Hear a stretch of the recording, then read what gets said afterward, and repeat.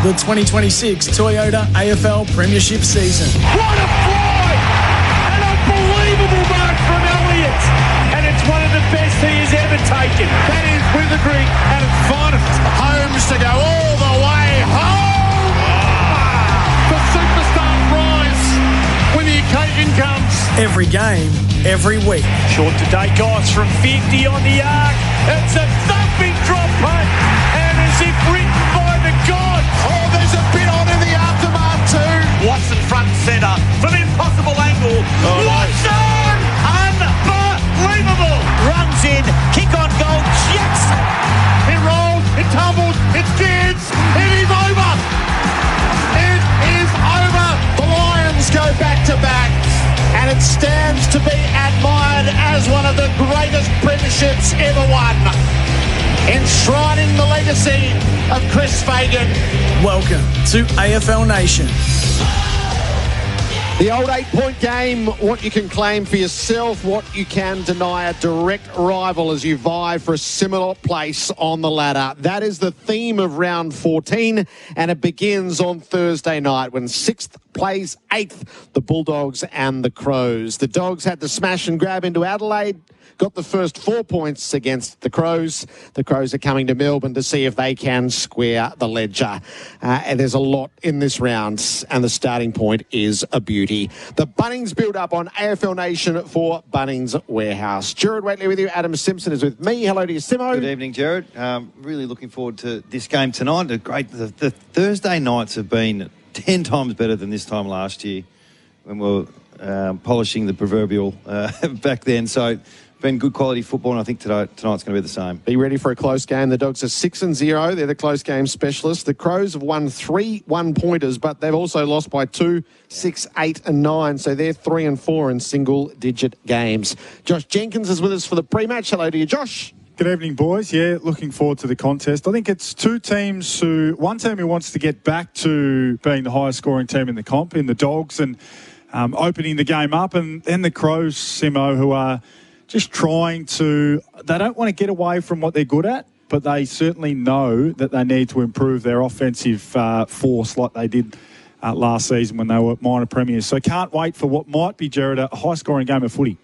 He's been so positive too, Nixie, hasn't he, since the bye, whether someone's got in his ear or he's decided to double down on the please be better type of attitude, and if you believe it'll happen type of thing is what's taking place. And they had a great win last week. It was a really gutsy win led by their captain in Dawson, and can they back up that form this week is the next step. And Dwayne Russell is with us. Nobody measures the pressure on teams better than Dwayne. Hello. Yeah, better pressure on Adelaide. I think there's more pressure on more teams in general because of the 10. I know we haven't really got to that stage where we're getting to the dead rubber side of things, but the repercussions for North Melbourne's big loss last week, for example, to Fremantle, is not just the fact that where are they going, but can they actually still make the 10? And the repercussions for, Brisbane and Adelaide, what kind of team are they going to get together if they do make it to 9th or 10th, and could they do some damage from there? And that's the beauty of it, in a way.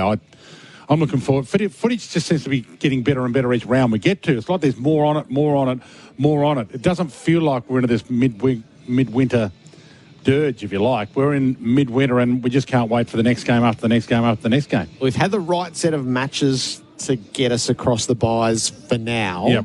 Yep. There's 3 that look rolled gold, and you never quite know what else you'll get. But if you get the wrong set of matchups, it can feel like such a long 5-week period. But we've had the right set of matchups that have propelled us forward, and obviously none better than last round where you've got 6 single digits, which we'd never had before. Yeah, and St Kilda Giants, it seems like there's some 8-point games hanging around and teams hanging on the edge that you can't tip. You toss a coin for them. So it's a lot of fun, and looking forward to tonight. Roof on, perfect scenario really for both these teams. I reckon the Adelaide Crows would rather play here as well than the MCG, and the Dogs would rather be here than anywhere. All right, we'll touch base with both sides in the build-up. We'll have the Could teams... be Ballarat, of course, the Dogs, but they'd rather be here, I reckon. Stadium. The teams for the rest of the round as well. All right, let's set it all up a little bit. So the Dogs started hot. Part of that was the win in Adelaide. They were premiership favourites at that stage. Then they go through a shocking slump where they looked gone for all money, and then they've clawed their way back rather bravely. Their talent has returned. They're right back in the mix now. They were, and I remember you talking about, or we were discussing when English was down, Darcy went out. It was like, do you just take your medicine and rest a few players? Like Bontempelli looked sore, and we were sort of saying they're not going to beat Fremantle. So and he said no, and he played, and unlike Bevo to be stubborn, and he's played those players through that, and now they look like they haven't had their bye yet, Jared. It's in another couple of weeks, so. To get some players, but English, I think, is the most important player in their team. I think their midfield just doesn't operate as well, JJ, without him. So, other than Bont. Well, yeah, the Bont, yeah, you're right. But without English, as soon as he went off last week briefly with that head knock, I was worried. So for him to come back on and finish the game off, yeah, it just seems to be... He just seemed to be such an important key to this team. It's not only about him, but there are 100 a game with him in the team and about 65 in terms of scoring without him. That's not just about him, but it does symbolise, I think even around the footy, it symbolises how the midfield group feels when he's there, and they feel like they're going to get first look at it versus, okay, well, we're not going to get much out of our ruckman, and do you take a negative approach into your stoppages? And we know there are so many stoppages in the game. So I reckon they might be a group that they've been, when they've won games, they've looked like the best team in it. But when they've lost games, they've looked like one of the worst teams in it. And I reckon over this little period, they've perhaps, particularly last week, learned a bit about themselves and know now that, hey, if we actually go and take a few of the opposition's best players out, that can lead us closer to a win. They've always been a team that we don't care about the opposition's best. We'll just make sure our best play better. Are they going to do that tonight? Well, I would be, but... I just thought they just don't like Hawthorn, and they don't like losing to them, and it's time, it's line in the sand. It worked. By the way, so the question is tonight, can they have the same aggression? And it didn't work. First half, it didn't work. It took a half-time conversation. You want to Bevo, they took a flag off us from 20 years ago. They took a flag off us, this Adelaide mob. Well... If they were in the retro, wall, that sort of thing. We're in the retro jumper, aren't they, tonight? From which particular... Yeah, well, you know, Bevo loves the story. Yeah. I can't understand half of them, but they're stories in itself. So sometimes it's too boring just to talk about the opposition. He'll bring the Buffaloes from, out back west somewhere. I don't know. Bring them all out. Jarman, put their photos on the wall. The question is for the Bulldogs, they played with real spirit last week, and I know they won some close games, but it looked like there was an aggression part of that game that I think is what's needed to go all the way. And without Tom Liberatore, another one that is normally one that sets that kind of time, but they've done it without him as well. So Selwood takes Watson out. Now, I thought it was a little bit overblown. Watson's goals in the first half were amazing, but one was from centre bounce. There's nothing Selwood... He was doing all right. Watson's just going to do that to most people. And then he stuck to his guns and he did the job. Why not do the same with the same level of intensity against Rochelle? And then Lewis, who did a great job on Sicily and worried him out of the game, why not do that on Worrell and take him out of the game? Well, the only reason why that won't happen is because Bevo doesn't like doing two things in a row. This could be a completely different game tonight. That's like you've got players in different positions doing different things. I'm hoping you're right that we're doing this. This is our system now. This is our role players. Predictably unpredictable, is he, Bevo? Is that the way he likes to run? Oh, yeah. Have you no, I like it, but I haven't really noticed it to that point. So you've coached against him recently, so he would know that the Adelaide Crows would have gone to school on last week's performance and what they'd done, and that what they've done. And for it. Yeah. So he wants to do what they don't expect as opposed to what they are expecting. It's the double bluff. Double bluff. Dwayne, so we play them. Can you double bluff yourself too much though? Could you be? I think that's why JJ mentioned before. When they win and they look like the best team in the competition, and when they lose, what was that? And I think sometimes that happens. So belongs to double bluffer. When they win, they look like the best team in the comp, and when they get it wrong because they're trying to be too clever, they get it completely wrong. It's a little bit. I'm being a little bit facetious. No, but we played the Bulldogs in, I don't know, 17, 18, 16, whatever it was, and they were doing something, and I planned for it, and then they beat us, and I was like, what do they do today? And we actually spoke about 4 weeks later, we weren't playing them again, and he said, we just thought you don't rotate enough in your midfielders, so we rotated 7 players through the midfield to wear you out. And that's just a 1 week. The next week, that's not happening. Versus, that really worked. We should do that all the time. I don't think they do that. So hopefully I'm proven wrong tonight and we see 3 matchups, because then you're going to see some aggression, JJ. You're going to ask a question of the opposition. And that's what I have. When you come up against the Dogs as an opposition player, I think as an opposition midfielder, a gun midfielder, you'd feel good, because generally you'd think, well, I'm not going to get attention. I don't have to worry about a target this week because there's not one coming my way, and we saw it work so well for them in different areas of the ground. What they do in the midfield in particular, they normally play 4 points around a stoppage. So you can't tag if you're going to a position some of the matchups, because I think it'll be different again tonight. And Adelaide won't see it coming. Or they'll see it coming, Dwayne, and they'll knock them over. But that's the other thing with a lot of the coaches. They stick with their game plan, stick with it. It's going to win for us, And then whether you win or lose by a goal, and we saw that in a couple of games last week, if you're on the winning side, you can say, hey, we stick to our plan A and we didn't waver from it and it got us the chocolates. But if you don't make the move late and you lose by a goal, it's like, why didn't you make a move, mate? Yeah. Yeah, and I mean, in the long run, I think system still stands up, but there's more strategy this year than I've seen for a long time. But I love the fact that you and Ken were talking about it last week. Your system, you stick with your system when you're a goal down because you believe your system's going to get you across the line. But when you're 3 goals down or 4 goals down with 2 minutes or 3 minutes left, you just say, right, we're just going to go for it now. We're going to throw everything off the table that we had on there before and just go all out and take as many risks as possible. And that changes things. Yeah. Well, there's actually modes that the coaches all... What do we call it? We call it blitz, corridor blitz, skinny control, and just play. So that where there's one of those 4 things, we're always in. So finish your quarter off with skinny control. That's half the ground, go down the line, get some stoppages. Do you have a silly sign for it? No. We didn't have that was back when you could use the runners. Right, okay. So the blitz mentality is, that forward handball game, and then corridor blitz is exactly what it sounds like. So I'm sure coaches at JJ are still doing that. That's not an old coach talking, is it? It feels like that's you're not that old. Just on what you said about high scoring, though, JJ, there's a person that does a job similar to you off air that mentioned it might be a low scoring game to me today. You're saying it might be high. So there's varied opinions on that as well. Yeah, well, I'm hopeful it'll be high scoring. I think Adelaide, I feel like the Crows are really in a wrestle, and that's why the bye period is important, probably for the coaches to get together and have a look at, okay, we don't have a game to worry about. Let's have a look at all the numbers. Let's look at and thrash out how we feel about how we're going without the need to worry about a performance on the weekend. Will Adelaide are one of the best pressure teams in the competition. They bring maximum effort every week. Is that going to be enough?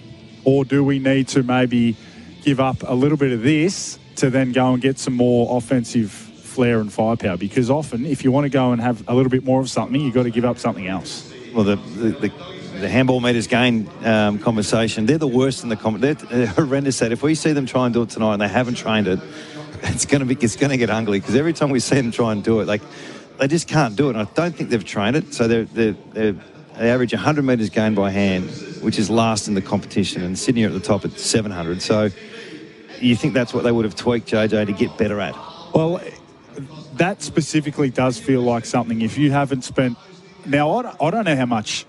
I feel like the way they were beaten with field position and stoppage in the finals, they might have just done stoppages and field position work all summer and left a little bit of their offence at home, because we haven't seen them be the offensive force they were last year. Now, their forwards are not playing as well and they haven't quite been as dynamic. But if you haven't trained that specifically, I'm not sure I'll be trying to wheel it out at round 14. Yeah, it was a drill. We used to call it moment short. So make the moment as short as you can, and you create a turnover in your back half, and you have barely any opposition, and you just transition as quick as you can to score. And that was pretty much what Sydney are doing really, really well. You've got to have the players to do it too. They don't exactly have... They're not blessed with that talent in the back half either. Yeah, that's something I'm keen to ask Jack Homsch around.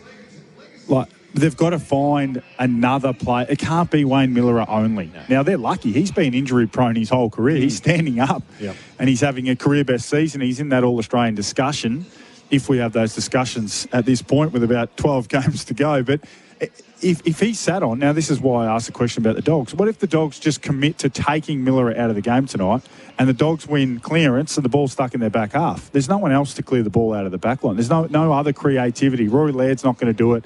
Worrell's a long kicker. Their key defenders aren't great kicks of the footy. So you don't rate...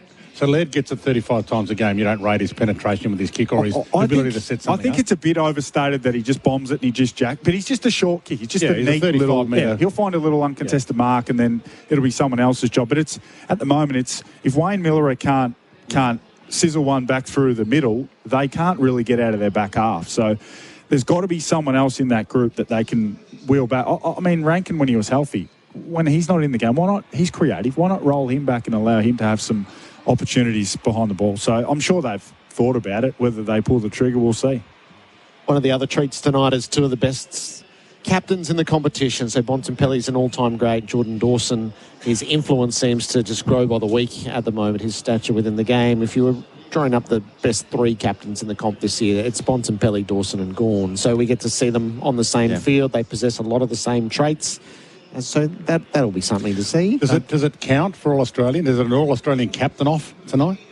Well, a captain doesn't really get All-Australian captain anymore, do they? Yeah, that's a good point. Not since Buddy took it over. Jeremy Cameron, wasn't it? Yeah. Was it Tom Cameron, Hall? so what's going on I here? wouldn't mind betting that's one of these two this year. It should be. Yeah, I just think there'll be a little correction. Last year, probably just went a little bit too far. Let's just come back for a year of safety and pick the best. When Jeremy scoffed in the moment, that's probably it going a little bit too far. Yeah. Who's having the better year out of the two of them? It's pretty close. I mean, Bontempelli's such a high standard that he meets all the time, and he's one you can't get in his grill. And I feel like Dawson is obviously living through trauma right now, and you can see it live on a weekly basis. And you can only imagine how you deal with that as you park your emotions, you play the game, and then as soon as the siren goes, we see the emotion pour back out. That must be so difficult as a player, but as a captain, you got to think about all the strategy pieces and all the things you need to do during the game. So Do you think we are an emotional industry? The story counts, doesn't it? Jordan Dawson's story counts when it comes to picking All-Australian captain. Oh, that's a good question. If I was voting, I don't know who's on the All-Australian. No. Is there anyone left? Everyone's at Sportsbet, aren't they? But the whoever the one voting, you can't help but have a part of your thinking process. Yeah, that is one position where the story has always counted. That's true. That's a really good 100%. point. Yeah. So if Dawson continues to lead in this way and the Crows do have a good season, the risk will be if they fall away. And, but they'll make the wild card round. You would have thought. So this is the interesting thing, isn't it? The relevance around All-Australian and when you're playing when you're in top 10, because outside the top 8, you start to drift a bit. But now there's up to 10 or 11 teams that are involved in potentially finals. Maybe the All-Australian looks a bit different. This tonight's about finishing in the top 6.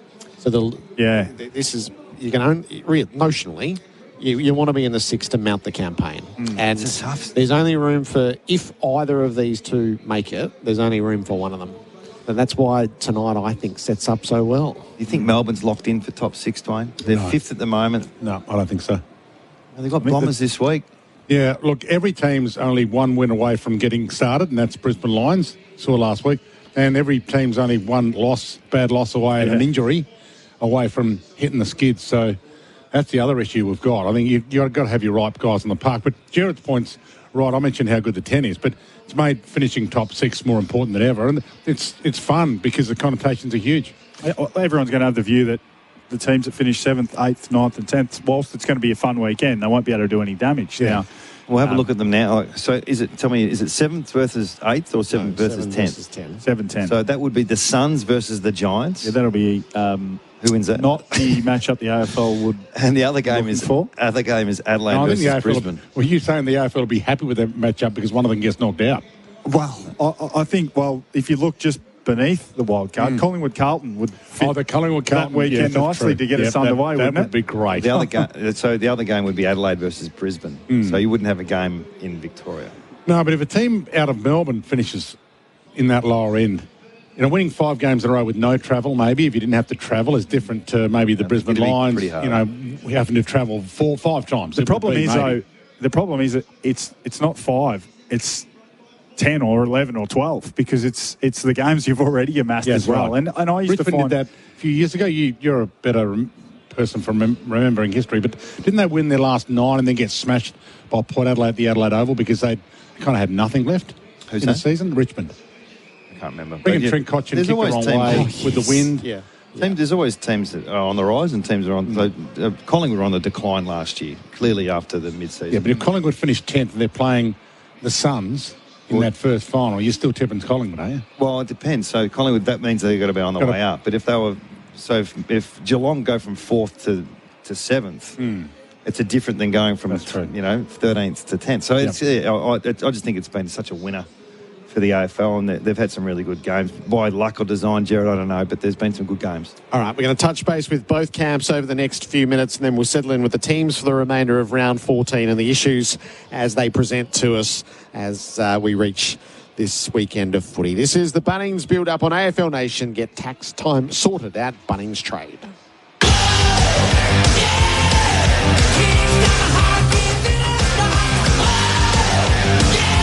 You're listening to the Bunnings Builder on AFL Nation. Site ready, site go. Available at Bunnings Warehouse.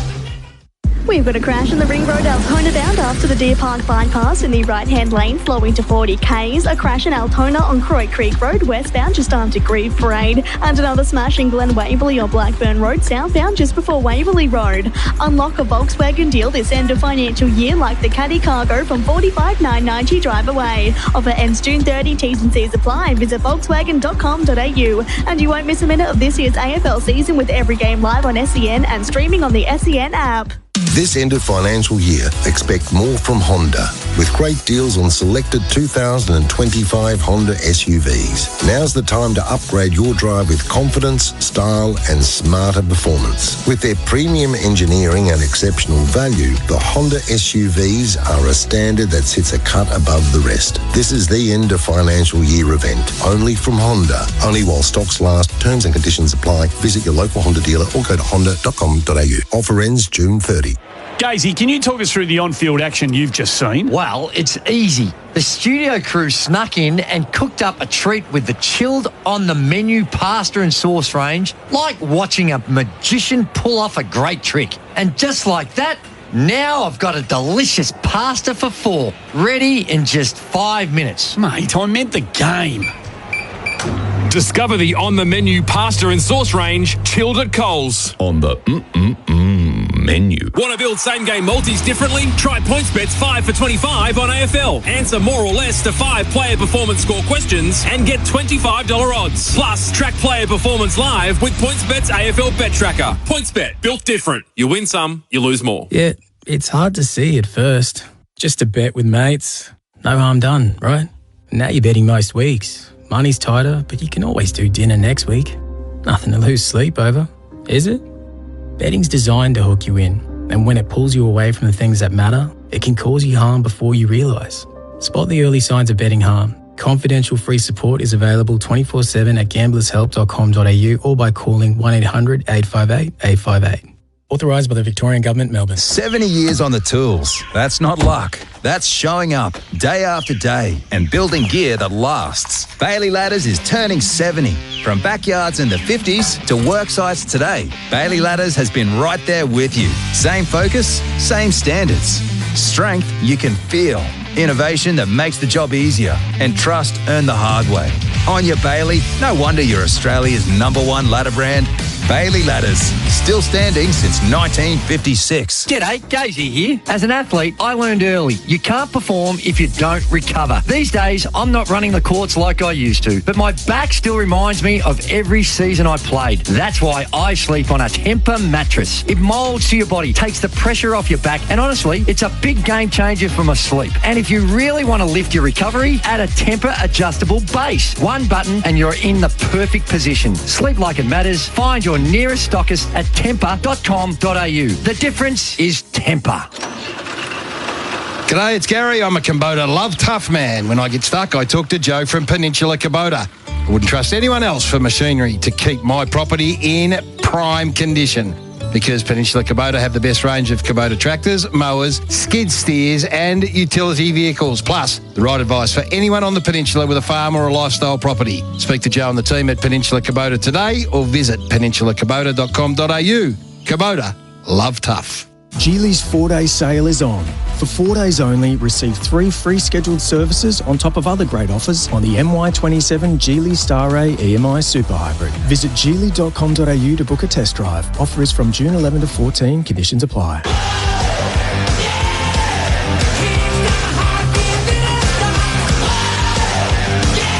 You're listening to the Bunnings Builder on AFL Nation. Site ready, site go. Available at Bunnings Warehouse. Thursday night footy. It is the Western Bulldogs and Adelaide Crows. The Bunnings build up on AFL Nation for Bunnings Warehouse. So let's touch base with both teams here. We'll start with the Western Bulldogs. He's one of the most highly regarded assistant coaches across the competition, Brendan Lade, with John Donohue. Thanks, Jared. Yep, Brendan Lade, welcome to AFL Nation. Big opportunity to continue some really strong form over the last few weeks tonight. Yeah, won 3 in a row and all close games. It'd be nice to have a bit more of a lead in these games, but we're playing some pretty good footy at the moment, and it's all based around our contest and our pressure and how long we can do that for. Lady, Josh Jenkins here. Good luck tonight. I reckon your form's been magnificent despite some injuries and whatnot. Is that how you've seen things? You've only been, scrapping away, but you've been getting the job done. I guess early in the season, you were blitzing your opposition, you were kicking big scores, but recently you've been able to really dig in for the fight and perhaps win games in a little bit of a different manner. Yeah, we're probably I think we were the number one scoring side last year, and this year we're down, 12 or 13. So it's some area where we're still trying to fix, obviously. Some people out, but we should have been playing better when we had those people out and we weren't. We just reset a few things especially around our midfield and our forward line, and got some really good results out of it. So hopefully that just continues. In regards to your game style, less about personnel, more about how you want to play. Under Luke Beveridge, almost since that premiership, you've been top 2, top 3 for overall disposals per game. This year you've dropped down about 10th or 11th in terms of total disposals per game. Is that a direction to be a little bit more, deliberate and take meters gained when you can, or is that just a bit of a quirk at this point in the season? I think it's a bit of a quirk. We still want to have high possessions. We like using each other. I think the games we've lost, especially the games we lost big, but even the close games, we're still missing some easy options, whether it's by hand or foot, and just something we need to keep working through, because if we can keep the ball off the oppo for longer periods, we're harder to play against. Brendan, it's Adam Simpson here, mate. All the best tonight. And the close games, so there's been multiple games this season where you've got over the line and you've been in front at the right time. Have you guys trained that more than often? Is it the players that lead that? Is it strategy? Is it you in the box? And I'm saying you taking over definitely me in the box, mate. How does it work? So the 5-minute drill, the 2-minute drill, have you been training that this year, or has it just been circumstantial? No, we do a fair bit of work in win and save game modes. We've done a lot of save game, and we do a lot of reviewing now because we've been in, I think we've won 6 this year out of 6 under a goal. So we've done a lot more work in reviewing them. We did touch on a little bit more win game this week in case it's the other way around. Right. But it is something we train and go after. But as you asked before, the players generally are driving this a lot more, and our experienced guys do that the most. And what about I just felt, and maybe I'm reading too much into this, but it just really looked like you a bit of line in the sand, Hunter's mindset, in your face. We got 2 or 3 tags with Selwood and Lewis and Kennedy in the second half. Did you feel like is that the intent that you want to carry through the whole year, or is that more just you don't like Hawthorn? Look, we had a focus going into Hawthorn that we wanted to be a little bit edgy, and I think that's out there, and everyone knows that. Yeah.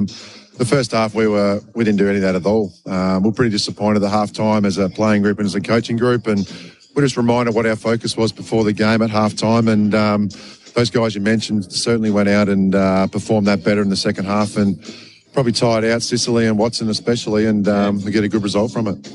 And without giving away too much, is there a plan for Dawson tonight, or is it let's wait and see if he gets off the chain, because he seems to be the one that either avoids attention or manages it really well? Yeah, Dawson's one, Tilthorpe's another. Rochelle's been on ball and forward, but answer the question without answering it. No, I'm not a politician. Look, we'll put some work into Dawson at this stage. Kennedy will be going to him, and as much as he can and getting the job done. He's a tough player. He's good overhead, good on the ground. So we need someone around him all the time, and that'll be Kennedy to start with. Tell us about Will Lewis, Lady, because look at Patrick Voss and the important role he plays in Fremantle's forward line. Brings a bit of life to the party and energy, and he's willing to get down and dirty and do the job that perhaps a lot of other forwards don't want to do. He seems like someone you can work with moving forward. It's interesting, these players that are not high picks or not high paid or long deals or any of this kind of stuff. Like Will Lewis is 27. Voss got delisted by Essendon and picked up by Freo, and they make their own way in their careers. And Will's found a little niche at the moment with his role, and look, he did a great job on Sicily after halftime last week, and even popped up and kicks a couple of goals every now and then. So that's a bonus for us, and hopefully it just keeps happening. This guy was a high pick, but I reckon he's really had a bit of a breakout season when the game's in a high stoppage style of game. Riley Sanders looks like he's well suited. He's got great hands. He's not explosive. He doesn't get from contest to contest with any great speed, but he's super reliable. He looks like he can play long minutes around the footy as well. He's had a pretty good season. Yeah, he wins our 2K with Joel Frazier, so that's and Bontempelli. They're the three that win it, and that's nearly our starting midfield. So we're pretty happy with the athletic attributes they've all got. Sando is probably one of our best contest-to-contest players, Josh. We got into him a bit last week. He was a bit down on that, and that's his real focus, his ability to get out. He's got more power than everyone thinks, and we're trying to get that out of him as much as we can, and we're just hoping we see that more often than not. Is it too simplistic to look at Adelaide and think, okay, you've got to match them in the contest and pressure, take away a couple of A-graders, and that's probably as much work as you need to do in the opposition? Is there anything else there that you've scouted that you need to take away? Look, they're very one-on-one side. They'll follow us. We think if we bring half-forwards up to stoppage tonight, their half-backs will follow all the way up. They set up the next phase really well, so they don't want to drop off, because if they win the clearance, they can't get back to their oppo. So we feel they're very man-on-man, and if we can spread them out, whether it's length and width, and get some overlap plays, we think we'll be able to get to them one-on-one. If we don't, it'll turn into a contest and pressure game, which we're happy with as well, but we want to try and get the ball to space a little bit more. Does that mean the forward handball meters gain sort of stat comes into play? No, Bevo's not a massive stat guy, but that's the type of play that you'd look to do with a one-on-one side? Yeah, pretty nice pushing this stat for a while with moment. So we'll look, it's not a stat we go after, but if it's there, we want to use it. Our big ones, receive way, so hopefully we can get that. Which is breaking up a little bit there, Brendan. Just get you and Donna's just to take a step or two and just see if we can... Sorry about that. No, don't. It's not your fault. There's the coaching vacancies that are there at the moment. Brendan, you are a highly regarded assistant coach. You've got a great spruiker in your senior coach who thinks you're one who is ready for it. Are you ready to put yourself in the mix should the opportunity arise? Yeah, definitely. I think I've done a fair stint. Then when I first started coaching, I was trying to convince Timo to come to Richmond with me, and he probably chose a better path in the end. I'm still waiting. Choose Hawthorn, that lady. You did choose Hawthorn, and look, I think I'm close to ready. No one's ever ready. But look, I've had a lot of experience in the game, and those experiences can help at any club, I feel. Do you, in the background, just as years go along, do you tinker with whatever your philosophies are, with what your ultimate presentation would be should the moment arrive, or is it like when the assignment's due, then you'll put it all together? No, I've been working through mine for the last 2 or 3 years, and it's interesting. It changes over your whole period, and Simo would probably say the same thing. But I was trying to be someone I wasn't to start with. I was trying to be like Dimmer.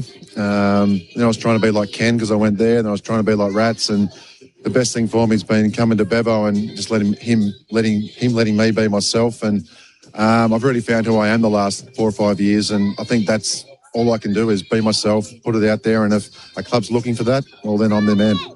That's great to hear. Yeah. And the level 4, that's sort of come back into play. You've gone through that process already, though, haven't you? Yeah, you remember sitting in my interview at the end? I do. You did a mock one for the Suns. Yeah, I had a couple of teeth pulled out before that, remember, and I was bleeding out the mouth. It wasn't my best presentation. it was fine.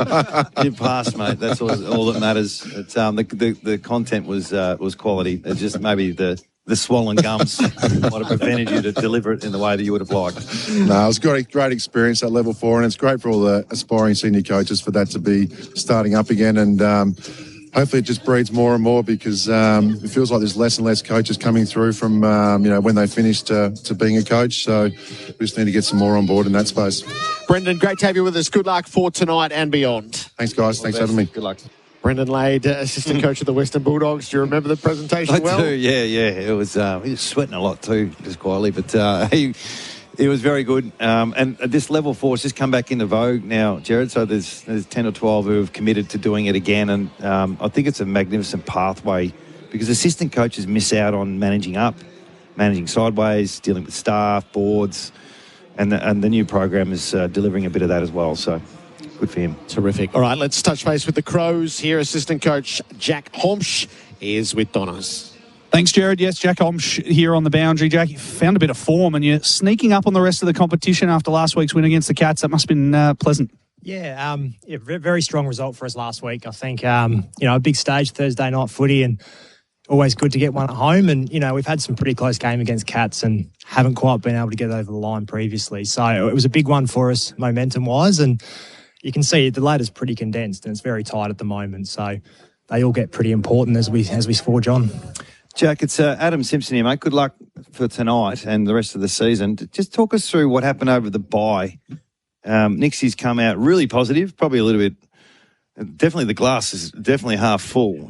Some of the messaging and work you did in the bye period, what did you identify that you need to work on for the next block of games? Yeah, I think overall there was a lot of optimism, and there's a lot of optimism around what we're doing. Like apart from the Bulldogs, we've had probably just as many close games and they've won a lot of theirs and we just didn't quite get majority of ours done. So we felt really comfortable that the majority of the game's in really good order, and we just identified a few areas that we really wanted to tighten up on and drill down on. And I think it's too early in the season. There's still a lot of footy to play. You have to be optimistic, I think. And, as we just touched on before with the ladder where it is, we're right in the mix. So we've set ourselves up to have a really strong second half of the year. And, I think that was just the most important thing. The guys got away to have a bit of a reset, and then you can go, there's a lot of footy to be played here and a lot that can be done. So, Jack, well done on not answering that question. So I'll ask you again. What did you actually work on? What did you identify? It's a skill, JJ. It is. So did anything in particular from a style of play, or is it more just have a break and let's attack the back half of the year? From a style of play point of view, I think we've always valued our defence massively. But we did identify, and the trend of the competition is you do want a bit of that speed of ball. So that is one area that it's part of our game plan, but we definitely needed to drill down on it a little bit. And then that was one area where we did talk about going, can we get this going a little bit more? Jack, Josh Jenkins here. Good luck this evening. Just to double down on that, I won't be as hard on you as... So I want to focus on those areas that you guys will have looked at and thought to yourselves, look, pressure's great. We're one of the best pressure teams in the competition. Our scores from clearance have been rock solid, number one in the comp since round 10. So it is that maybe back half ball movement when you do lose clearance and you lose field position. It does still feel like Wayne Miller are or bust, or not bust, but it might be long down the line. Look at a Braden Cook and wonder if you can roll him back in the second half of the year, someone who looks quite creative with ball in hand. Are there some personnel changes you'd be willing to look at to try and help Miller and you guys move the ball out of the back half when you are stuck down back? Yeah, I think Wayne's been unbelievable for us, and he has done a lot of heavy lifting for us so far. But Cookie's one you touched on there, JJ, he trained a little bit across half back line, so he's certainly capable. And then we saw last week as well, like Hugo Hulkahan came in and he was pretty impressive. We were really pleased with how he went last week, and that's his natural tendency too, is to be an offensive player. So we do feel like we've got personnel there, and one that we haven't touched on is Mitch Hinge hasn't played. He's played a half a game for us this year as well, and he was really important to the way we played last season. So, he shouldn't be too far off, hopefully. So we are confident that we've got the players there, and I think you touched on yourself as well, like marginal gains wise, if we are strong in our clearance game as well, we get front of centre footy and you don't have to rely on back half ball movement too. So it all plays a part. But certainly it was something we did identify, and we've got to back our group in to be able to do it.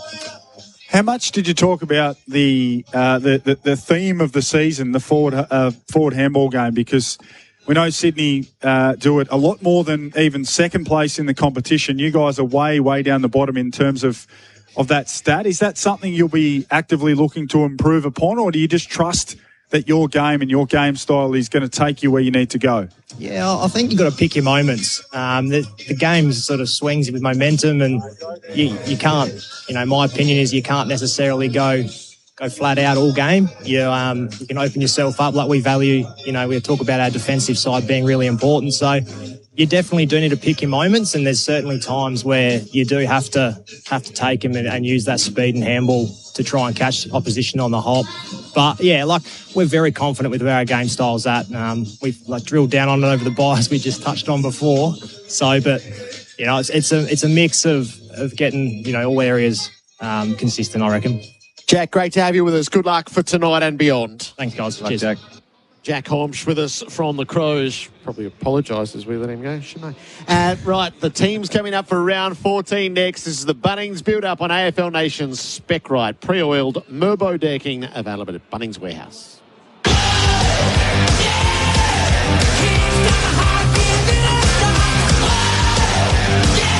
You're listening to the Bunnings Builder on AFL Nation.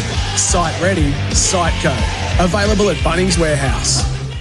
Hello again. We've got reports of a crash on the Ring Road Altona bound before Ballarat Road, then a crash on Altona bound after the Deer Park bypass in the right-hand lane slowing to 40 k's, and another crash Greensboro bound before Sunshine Avenue in the left-hand lane. Also watch out for a crash in Rowville on Stud Road near Wellington Road. The IGA 3-day sale starts tomorrow. Purina Felix wet cat food 12 by 85 gram selected varieties, just $7.95. More specials in store at IGA, and you won't miss a minute of this year's AFL season with every game live on SEN and streaming on the SEN app.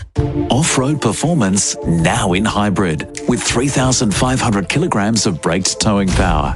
Lexus LX now in hybrid.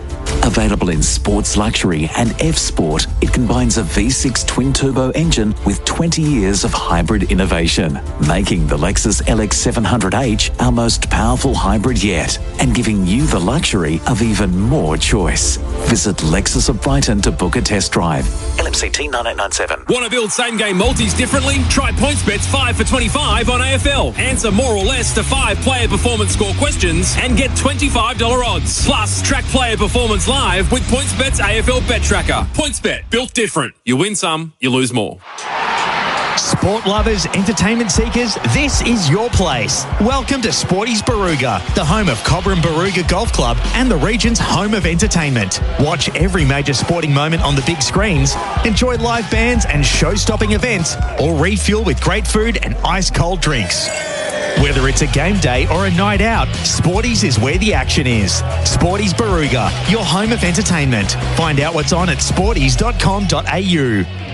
G'day, Dermot Brereton here. Impress at your next footy event with top quality produce from the Top Paddock Smokers Pit, or even tasty dry aged beef from the Butcher Club. A traditional butchery that's not your average butcher shop. Sourcing quality produce, their grass-fed beef and lamb, hormone-free pork, free-range chicken and seafood are all locally sourced and 100% Australian. Download the free app for rewards of up to 50% off weekly specials plus discounts on premium steaks and wine. Visit thebutcherclub.com.au. Don't just get a forklift, get a Toyota forklift. Right now, there's never been a better time to buy a new forklift from Toyota Material Handling. Score great end of financial year deals across a selected range of new Toyota electric pallet jacks and counterbalance forklifts currently in stock, stacked with legendary reliability and productivity, and ready to deliver outstanding end of financial year value. For more, visit toyotamaterialhandling.com.au. Get a Toyota forklift. Terms and conditions apply. Offer ends June 30. If you're going to filter your water, it makes sense to do it right. With whole house filtration from Filter Systems Australia, water is filtered as it enters your home, improving the quality across your showers, appliances and kitchen tap. Multi-stage filtration helps reduce sediment, chlorine, scale buildup and unwanted taste and odour, so your water feels better, is easier on your home and always tastes great to drink. Built for long-term reliability and consistent performance, it's a complete solution designed for everyday Aussie homes. Filter Systems Australia. Cleaner water, high-performance filtration. Want winter fragrances that smell as good as the deals? Run, don't walk to Chemist Warehouse. This week, pick up Coach by Coach 30ml EDP for just $39.99. For something deliciously floral and fruity, get Cora's Midnight Dahlia 50ml EDT, now $59.99. Now something spicy and woody, get Victor and Rolf Spice Bomb 50ml EDT, only $89.99. And the captivating Rabanne Olympia 80ml EDP or Parfum is now from $119.99 each. Chemist Warehouse. Great savings every day. Geely's 4-day sale is on. For 4 days only, receive 3 free scheduled services on top of other great offers on the MY27 Geely EX5 Extended Range SUV. So hurry and book your test drive today. Offer is from June 11 to 14. Conditions apply.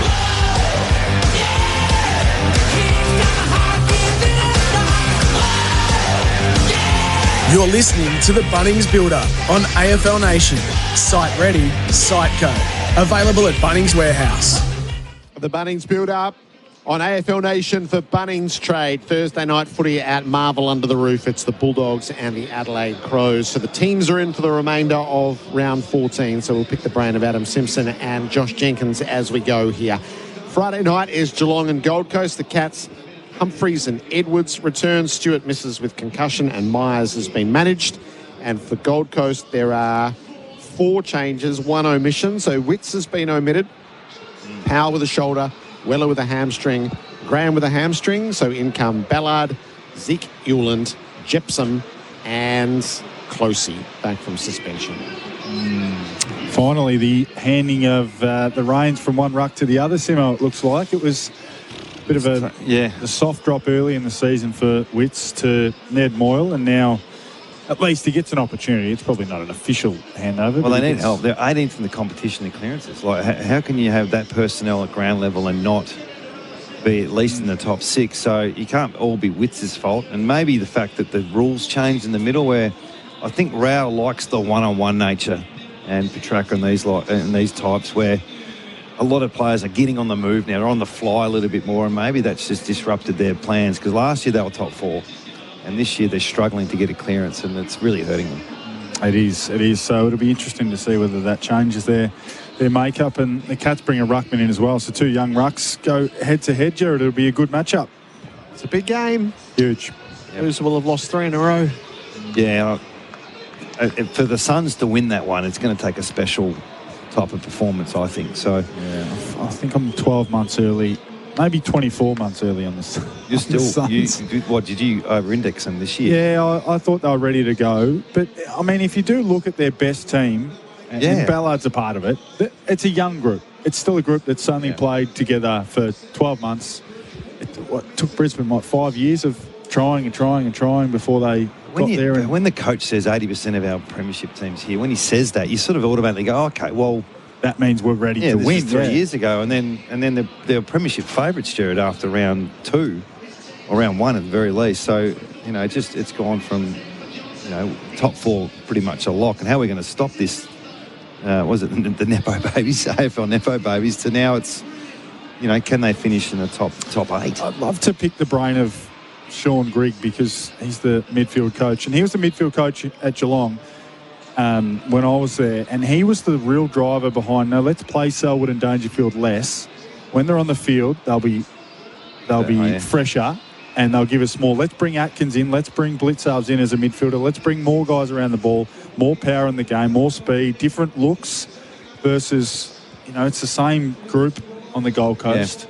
We saw a bit of Will Power, but he went back as soon as Rao got back. I just wonder whether there's a bit of an internal wrestle around their superstars versus what the game actually needs around the ball. Well, they're missing a Dunkley in my eyes. And I thought that's Tuke Miller. I thought he's the one that does the hard yards. He'll run with someone. He'll do the defensive support, and probably haven't seen that as much of late. So a bit of work to do for the Suns.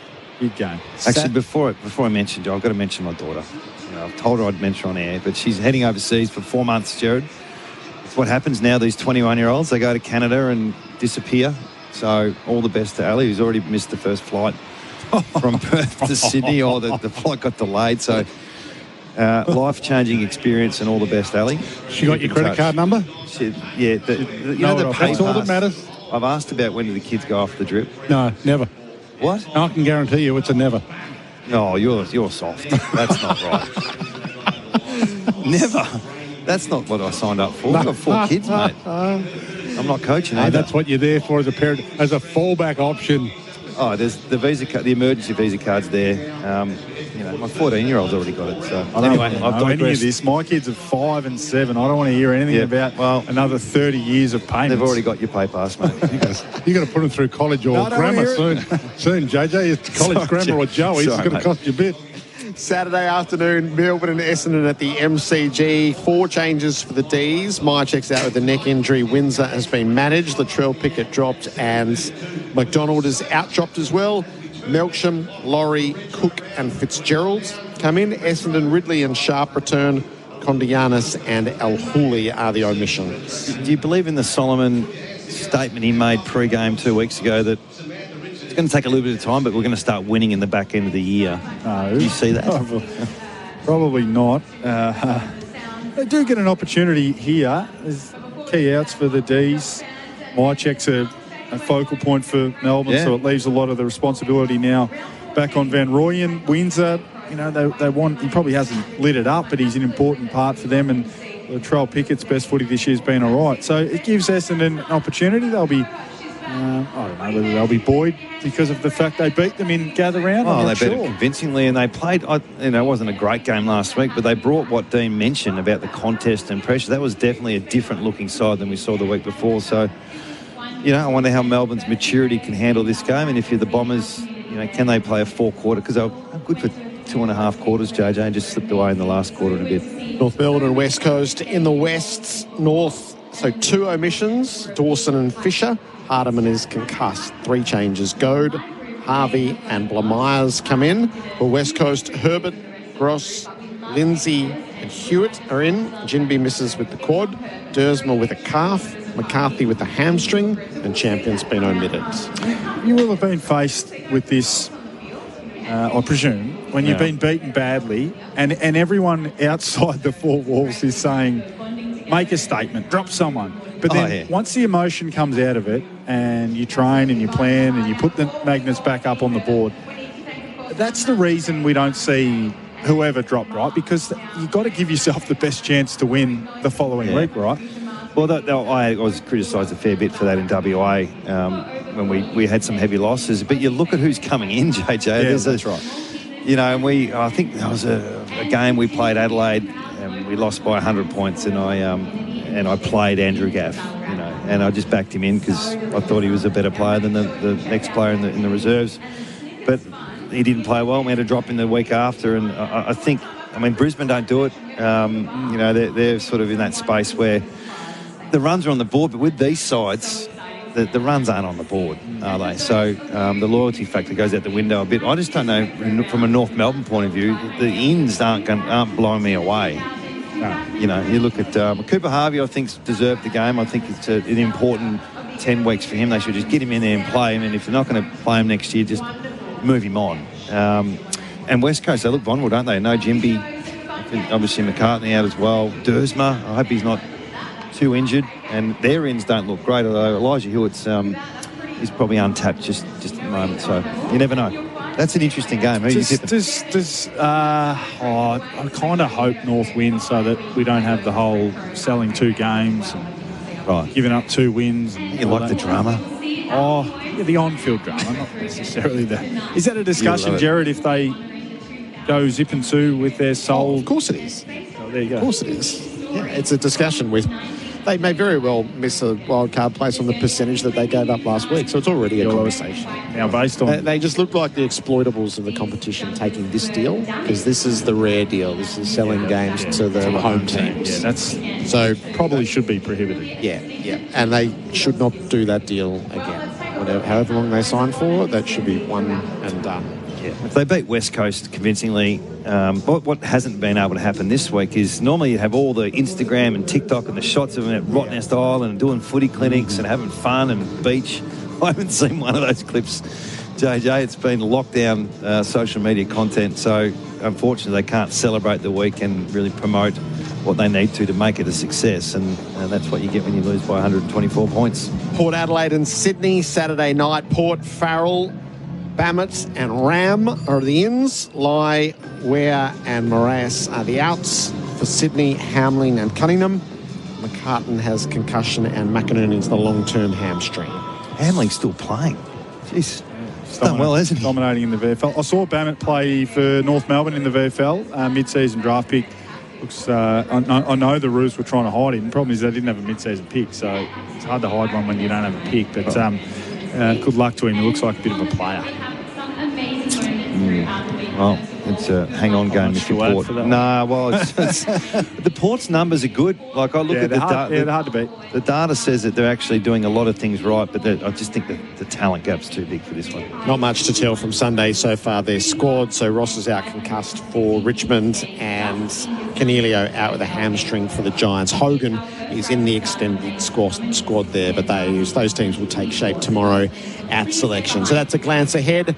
What's to come? This has been the Bunnings build-up on AFL Nation for Bunnings Warehouse. Site-ready Siteco, available at Bunnings Warehouse. For those listening on Bunnings Tradio, flick over to the SEN app to keep listening. This is the build-up to Thursday night footy.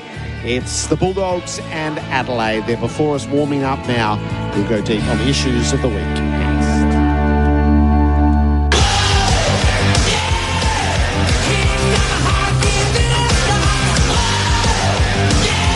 You're listening to the Bunnings Builder on AFL Nation. Site ready, Siteco. Available at Bunnings Warehouse. G'day there, a crash on the Ring Road Alton bound before Ballarat Road. It's in the left-hand lane. Then a crash on the Ring Road Alton bound after the D-Park bypass. The right-hand lane out of action there. Then on the Ring Road Alton bound ramp to the Princess Freeway, the left-hand lane closed for works. It's the Audi end of financial year sale event. Receive exclusive price reductions on select models at your preferred Audi dealer. Ends June 30, T's and C's apply. And you won't miss a minute of this year's AFL season with every game live on SEN and streaming on the SEN app. This end of financial year, Honda's raising the bar with great offers available across selected SUV ranges, including up to $2,000 off selected 2025 Honda CR-Vs. The smart, efficient SUV with space, comfort and modern tech. Premium engineering, exceptional value, a standard of offer that's a cut above the rest. This is the end of financial year event, only from Honda.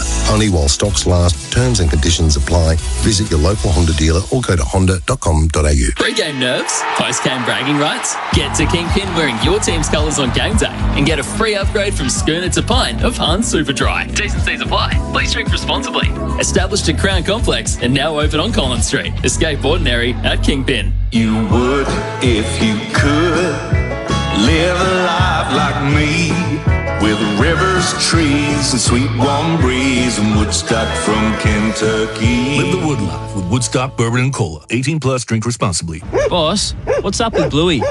I think he's trying to tell us something. What's that, boy? He says Ream has free online training for plumbers like us, helping us refine our installation and servicing skills on Australia's favourite Ream products. What now? He says we should visit ream.com.au/training. Who says you can't teach an old dog new tricks? Install a Ream. Install a Ream.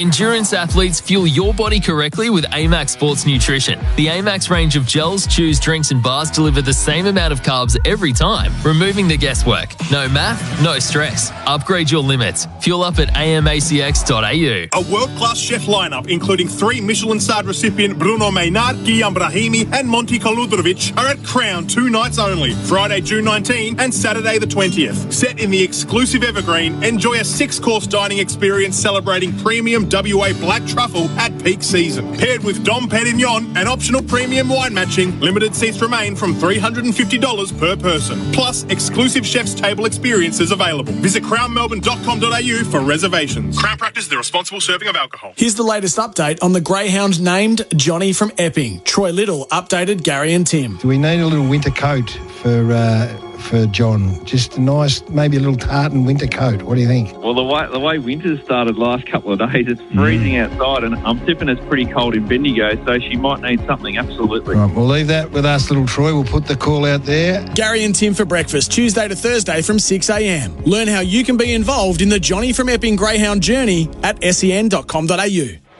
Has anyone seen Andy? He's just left me this note. Back after dinner. We're still on air. When you love food, but you're really busy like me, you can get an easy but legit dinner with On The Menu. Their pasta and sauce range serves everyone in the studio ready in just 5 minutes. It's no fuss and tastes like you made it from scratch. Discover the On The Menu pasta and sauce range chilled at Coles. On the menu. The new Volkswagen Tiguan plug-in hybrid range has arrived at Berwick Volkswagen. The 150 TSI e-hybrid elegance from $63,990 drive away, with over 100 kilometres of electric range and hybrid freedom for every getaway. Experience the difference today. LMCT 12366.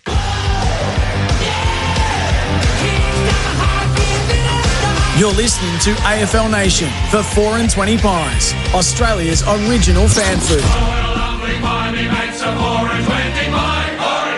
The Western Bulldogs and Adelaide Crows to begin round 14 Thursday night footy. Welcome back to AFL Nation for 4 and 20 Pies, Australia's original fan food. Our pre-game show for Before You Dig, before every job, search Before You Dig online every time. Teams are as selected going through the warm-ups out in front of us. Our commentary team tonight for AIA, Protect What Matters. AIA, Do It For Life. Gerard Whateley, Dwayne Russell, Adam Simpson, Josh Jenkins with us for the pre-game before he goes and mans Crows Nation. So it gives us 10 or 12 minutes to tick through all that's happened across the week. I wonder what we will see from the umpiring across the round. There's been a lot of work done at the midpoint of the season. Greg Swan identified that push in the back has been a real focus here. In the marking contest, it's got right out of hand, and that all roads have led to holding the ball, and we've forgotten about it. If you fall in a bloke's back, it's a push in the back. So, Jared, I don't want to sort of pull the curtain back on you at all, but we all know what Greg Swan said to you when he came in and did the interview with you. We all heard what went to air. What did he say during the breaks? Did he give you much? So I think... no, he was very transparent. He was, I thought. But sometimes he likes to chat. Yep. And he is a good chat, and is an enjoyable chat, because he sometimes gives you stuff that you don't even ask for. And I don't know if it's just because he's an affable guy or because he's trying to plant a seed. I think he's more an affable guy than the old school seed planters telling you something during the break that he wants out there. So he has given away a couple of things that tend to make us believe that he thinks umpiring should be better. Definitely. And I think... Without saying it. Yeah, I think there's the clear... and this has been my main issue, is there's the what's technically justifiable under the rules for a decision that was made, and we should never stray down that path. And we've spent a lot of time down that path. And just go, what does the game need? What does the game want? What's the decision that the game needs? And let's get busy coaching that. So... the protection racket around 93%, that's a total nonsense. And that should be stripped back and never spoken of again. Just, is this decision right or wrong for what we're coaching and what the game should be? Not what's technically justifiable. And I think there's a bit of an attitude toward, stop telling me what's technically justifiable and let's get to the business of what's the correct decision for the game here. If anyone can do it, it's him, the way his approach. So how do we instill his attitude to the umpires is probably the gap, Jared, at the moment. Yeah, so it's the AFL's role to set the rules and govern the rules, and it's the umpiring department's job to implement what the AFL is insisting upon. And I think for a long time, not specific, it's been a fiefdom. We'll just run it our way. No, you won't. These are the rules. Yep. This is what we expect. We need you to coach this. So I think we're bridging that gap. Yeah. I'm really encouraged by what he said during the week. And he's done a bit on the run too, which I haven't seen before, JJ. It's not like... Normally it takes a season to correct some of these things. So he's intervened. Jared, did he mention the centre bounce jumping across the line as something that I've fixed this year, or is that more... Yep, I think there's a focus on that. So I would expect from here the jumping ruckman will just simply have right of way. They can jump. As long as you didn't step across the line first. Beforehand, yep. We shouldn't be seeing free kicks against the jumping ruckman. Doesn't it? Yeah, and if you get balked and they grab it, then that's the opportunity they get. You've been stooged, not give a free kick away. Yeah, that's... important for players at this time of the season to actually sit down and watch the early games of a round, because it doesn't take that much. If I'm sitting at home on the couch and I'm playing Sunday and I see a real heightened focus on pushing the back, and I've been able to get to a point at round 14 where I'm a key forward. I've been able to get away with a bit of this. Well, hello, I've just seen 5 or 6 free kicks for what I would normally get away with. It does make me a bit nervous too in terms of seeing a focus area, because they still do that. Well, that's what they've sharpened up on this week. Evidently. So it's the memo's gone out. No, there's no memo, and there's no So we can mock it as the rule of the week. But it has been a clear focus. Yeah. This has got out of hand. Sure. We're not paying push in the back. Where push in the back is the right decision. So let's coach it. Right. This is a question from me to you. Do you think the umpires maybe take the view and umpire the game in a manner that, hey, this is the rule, we know the rule, maybe a bit better than you do, so we're going to continually just take this hard line on decisions? But I'm talking a lot about dropping the ball versus prior opportunity and those sorts of things. When us four in the box, that looks like holding the ball. Of course it does. But maybe to the absolute letter of the law, the umpire wants to stand on, hey, well, this is where you don't know the rule. We know the rule. It's not actually holding the ball. No, I think holding the ball has been pretty woefully adjudicated all year. So there are some umpires who are excellent at it, and there are some umpires who are terrible at it. And when they're on the same field together, that's where you get the discrepancies. What JJ's saying, I think, is slightly true in that is there's a lot of leeway for interpretation, for freedom of interpretation. So the Harry Mackay thing happens again. It's the freedom of interpretation that is allowed. We saw a massive freedom of interpretation when it came to dissent a couple of years ago. The difference between one umpire's thought of what dissent was and another's was ridiculously wide. So we're seeing that with Harry Mackay as well, aren't we? The ridiculous gap between two umpires with the same situation having a different thought. Well, that's the role. That's the job of that. They're going to get better at the education piece then, Dwayne.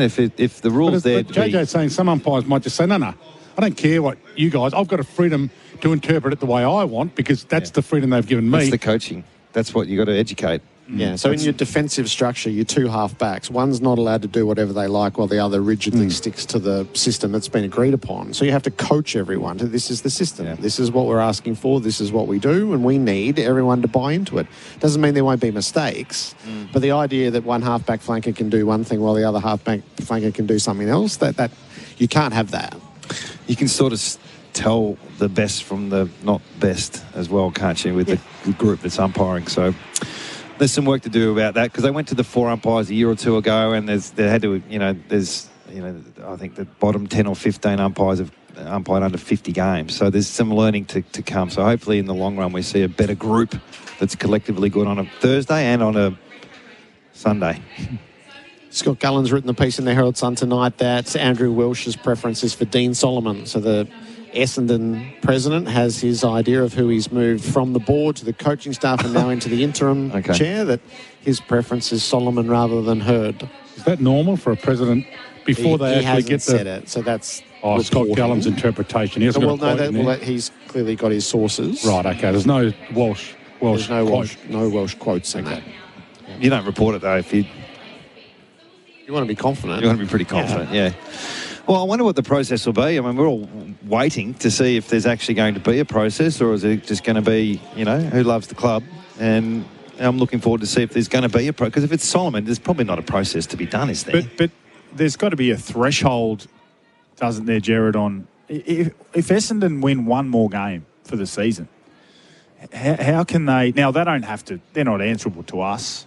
Really? No, they can do whatever they want. They can do whatever they like. But come on, there's got to be... It's Andrew Welsh's job to put together a panel to pick the coach for Essendon. There's no public view here. There's no opinion poll that has to be met. There's no independent panel who has to go, yes, we verify that decision. This is his whole reign as president will be defined by his choice of coach. All power to him, really. And Essendon want to draw the club back to Essendon. And they are absolutely within their rights to do that. Yeah. So as long as they don't use somebody from the idea of an independent in some sort of whitewash, that would be the only mistake you could make. This is your decision. You stage it however you want to. We don't have to buy into it. We don't have to approve it. We don't have to go, oh, great process, well done. You just make the decision that you believe is right for the football club. That's why you're the president. Yep. And then ultimately, if you're wrong, you'll be gone. If the report is accurate, you can probably understand why Brad Scott thought it had whiskers on it when Dean Solomon he came in as an assistant, rolled in as an assistant coach. It's a fair pathway, board level assistant senior. It's interesting.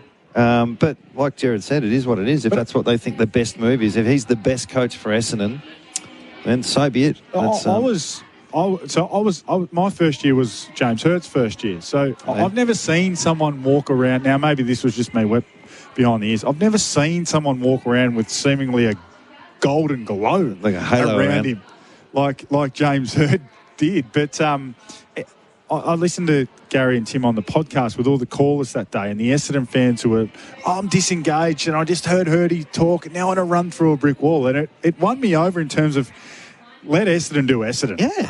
Yeah. Well, why aren't they doing it then? Well, I think they are. Well, it's still only June. So they don't have to do it. In fact, it would be uncomfortable to do it in June. No, I just mean if it's who's a better coach, Solomon or Hurd, I suppose. If that's what they're going to talk about, who's the best Essendon candidate? Maybe allow Longmire to be taken off the board. No, we can't grab him. He's gone. But let Carlton appoint Longmire and then work out what you're going to do after that. Yeah. Oh, it's really interesting. It's fascinating. It's made it's just kick-started the season in the off-field. Obviously, the Carlton situation's a little bit calmer, but this one seems to be one where it's so intriguing. I can't wait to see what the next iteration is. And how long's the process before we decide, Jerry? Is it going to be a month, 5 weeks? Does it really? I mean, is Tasmania come into play at all? They clearly don't really worry about the Carlton situation. So it seems to be, we'll run our own race. No one's getting in the way of this. Let the dust settle. And then we'll make a call. Yeah, I don't think there's any common candidates as matters stand. It's Essendon people, and then everyone else is choosing from the rest of the pool. I started to doubt that a little bit. Well, sort of said what we said when it first happened. It was pretty reactionary. Like, if Hurd wants it, then no one else should really, tell us what's happening before that happens. And then I calmed down a little bit and thought, okay, well, if it doesn't seem to be a walk-up start, but then in the last week it's gone back to... Is James Kelly an Essendon person? He did play. Does he love Essendon, JJ? Oh, I'm sure he loved them whilst he played for them as a top-up. Well, he's in. Did Sheeds absolutely love Essendon? I know he grew up barracking for them, but when Sheeds came from Richmond, did he bleed Essendon? They're his words, Dwayne. Right. They're his words. Yeah. Wow. Because he was a Richmond guy, really, wasn't he, when they got him? Yeah. Whatever happens, it's going to be it's not going to be a trajectory that Melbourne's going through next year. There's going to be some pain still, Jared. So whoever takes over needs to... You would assume the bounce won't be as quick. No. That's fireworks one way or the other. But that's why the Essendon person makes sense, is they're going to go through another 2 years of pain. This is the course they've chosen. Yeah. So the Essendon person makes sense to galvanise the whole community together to get through the grim times, and out you come the other side with a totally unified and passionate club. I actually do agree with whoever come up with the process to go, right, we're going to... Unfortunately, we haven't won a final for so long, but we're going to go back to the draft. We're going to get the youth in. We're going to focus on development, and, we're going to cop a bit more pain rather than just try and go from 18th to 12th or 9th. So I think they're doing the right thing. It's just going to be painful. So is that admitting they should have traded Zach Merritt then? Of course they should have traded Zach Merritt. I think that's a rhetorical question. SEN's AFL tipping is back for season 2026. Win weekly prizes or a footy finals experience thanks to the brand of hot water that comes on steady, hot and strong Ream. Register now at tipping.sen. JJ, you're heading off to Crows Nation. Who wins? Yes, this is the point where I stop with the adult conversations and just say, on. Go Crows. Who wins? Face paint out.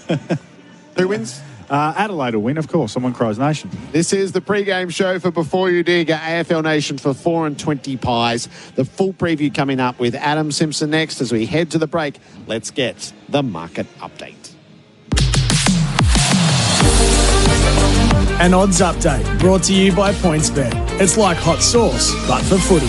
Jules the Stoop here with an odds update for PointsBet. It's the Dogs versus the Crows tonight. Big game, 6 v 8 in a Thursday night round 14 opener at Marble Stadium. Now the Dogs, $1.74 favourites. The Crows, $2.10 outsiders. The line at just 4.5 points. Now remember tonight, apply your Pull'em token. Build out your same game multi, minimum 4 legs and a $5 total odds. Now, if a leg's not firing by halftime, remove it via the bet slip from the start of the third quarter. Okay, let's build the multi-leg one. It's the Dogs to win at $1.74. Almost back to full strength, of course, minus Sam Darcy. Tim English is back in the ruck. So at home, we're tipping them to get the job done. That man, Tim English, is leg 2. 15 plus disposals at $1.59. With English back, the Dogs certainly look a completely different side. A stat mate, hot stat, he's had 15 plus disposals in each of his past 4 clashes against the Crows, so lock him in tonight. Leg 3, Bailey Dale, 27 plus disposals at $1.74. He's running the show for the Dogs at halfback, was great against the Hawks last week, and he's well above 27 plus in his last 5 games, so we'll back him in again. And the final leg, it's the one on pull and watch and a value leg. It's Josh Rochelli for 2+ goals. Now, he's the spark up forward, particularly with Isaac Rankin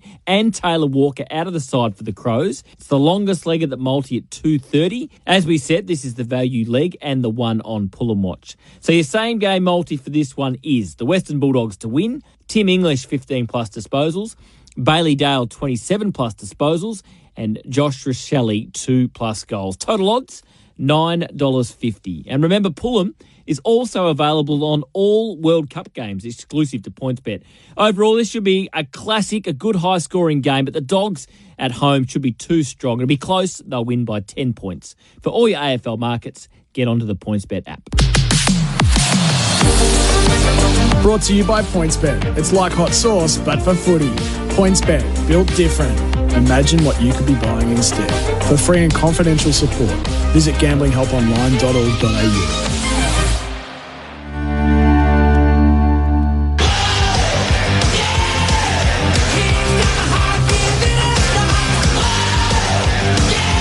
You're listening to the Bunnings Builder on AFL Nation.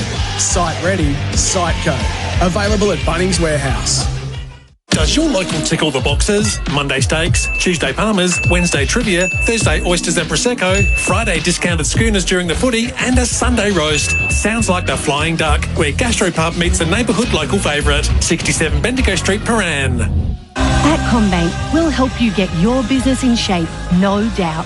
Whether you need capital, cash flow or payment solutions, talk to one of our local specialists today. Search CommBank Business. Eligibility criteria, T's and C's apply. Everything grows better with Nutrien Water. Everything grows better with Nutrien Water. From irrigation and filtration to pumping and lawn care essentials, Nutrien Water has you covered. For the best water management solutions, your local Nutrien Water store has the solutions to help everything grow better. Order online at nutrienwaterstore.com.au or find a store near you. Everything grows better with Nutrien Water. Everything grows better with Nutrien Water.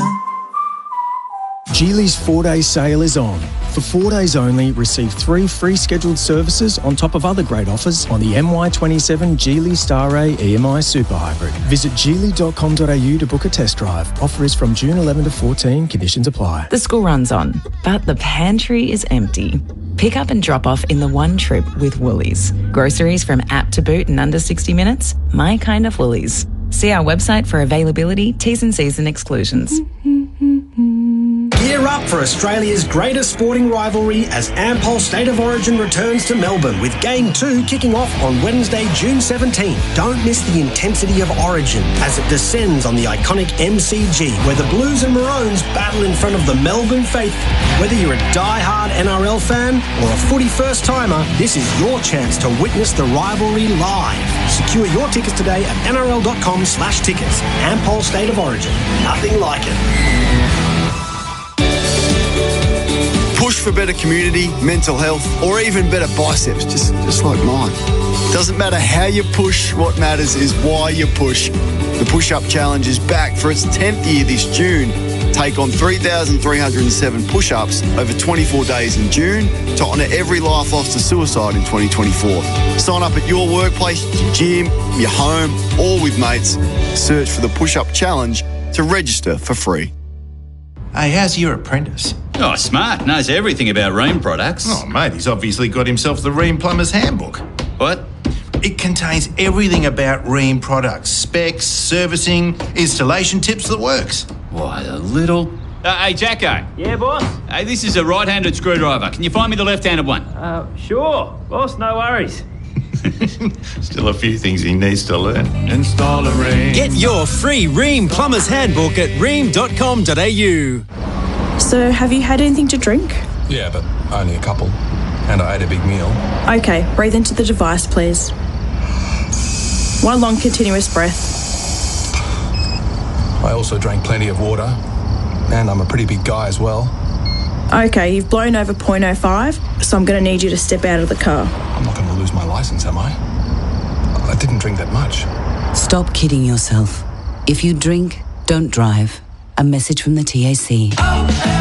It's here, OMF's biggest ever end of financial year sale with huge savings store-wide and millions of dollars of stock that must be cleared. Get up to 60% off selected modern, family and signature mattresses and up to 50% off sofas and recliners. Plus incredible deals across our entire bedroom and furniture range. These EOFY deals won't last. Shop now while stocks last. Don't delay. End soon at OMF, the home of mattress, bedroom, bedding and furniture.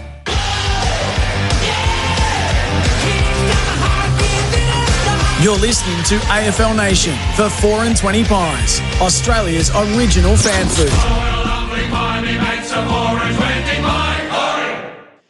Adelaide Crows, the first out onto Marvel Stadium tonight. The Bulldogs, the whistle's just gone out there, about to break through the banner. Welcome to AFL Nation for 4 and 20 Pies, Australia's original fan food. We have the Bulldogs 6th with 8 wins against Adelaide 8th with 7 wins. It's the second meeting these two teams have had this season. The first was a thriller that the Bulldogs prevailed in over in Adelaide. This is the pre-game show for Before You Dig. Before every job, search Before You Dig online every time. The teams are as selected as they embark upon the warm-ups for Rheem, manufacturing in Australia for more than 80 years. Jared Whateley and Dwayne Russell to call it for you. Our expert tonight for Power Bay Premium Energy Solutions for Sustainable Australian Homes is Adam Simpson. Simo, there's a bit to work with here. There is a little bit, and we got a bit of an insight from Brendan Lay, didn't we, earlier on in an interview? Scouting Adelaide, they're very one-on-one. You think we can take them on, maybe get some overlap, hands and ball use, go pretty direct. But they've got to take care of the clearances and contests because that's Adelaide's DNA. So, and if you're Adelaide with the Bulldogs, I mean, the Dogs in the second half last week really dominated around the ball, plus 10 of clearances. They kicked 5-1 from forward 50 stoppages. English is going to be important tonight. So we're looking for I think the Dogs, I'm not going to say convincingly, Jerry, but it wouldn't surprise me if it was tonight. I just feel like they take on Adelaide, take on the corridor, get some overlap and really expose that back line with fast ball movement. They can do some damage. So Brendan Lay told you that Matthew Kennedy will put time into Jordan Dawson. Yeah, now the thing about Dawson is I'm not sure we want Kennedy on Dawson at full forward, do we? Yeah. So there's always a decision whether you hand over to the defenders, and as soon as you do that, he'll come up in the midfield. So there's a bit of cat and mouse going on with this strategy, but if you're playing on Dawson, you sort of need someone to go everywhere with him, and I'm not quite sure Kennedy's that matchup, but he did a good job last week on Newcombe, and we'll see where he goes tonight with one of the competition's most informed players.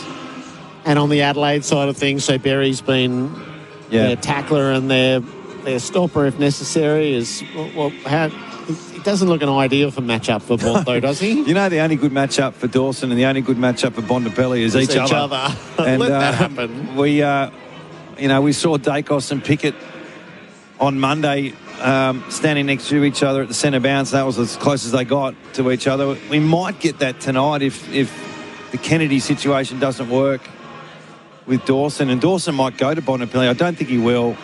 They can't let him go on his own, though, Jared. He's too good a player. So they're both proven themselves to be able to work through close checking opponents. So it wouldn't surprise me if that happens again tonight. So is Kennedy going to Bont actually a good idea by Bevo because he knows that if Kennedy goes to Dawson, I should say, a good idea because he knows that Kennedy can't play fullback. So Dawson might actually go there deliberately, and that's where Dawson's the least effective. He doesn't Unless want Dawson in for the centre. Well, that's true, but you're right. The ball's got to get down there. Yeah, the ball. And maybe we can stop it before it gets to Dawson as opposed to having Dawson in the centre bounce where his clearance and... You're spot on, Dwayne. Elliot Yeo was probably the closest for me, that type of player that, we'd put Elliot on Bontempelli and the Dawson types because he could go everywhere, but when he was getting attention, put him in the goal square sounds really good, but the ball's got to get there, and they only need a couple of opportunities to kick their 3 or 4, but if they're not getting it out of the middle, and I think tonight's midfield battle is the most important piece of tonight's game, so I would have thought they'd be on ball a fair bit, and you could be right. If they decide to play Dawson forward or back or wing, that's probably a win if you're the Bulldogs, get them out of the midfield. And a weekend's Adelaide midfield's weak anyway, in a way. I mean, it's 1 star short. It's not weak, it's just 1 star short of being top 6 worthy. So if you take Dawson out there, it's 2 stars short.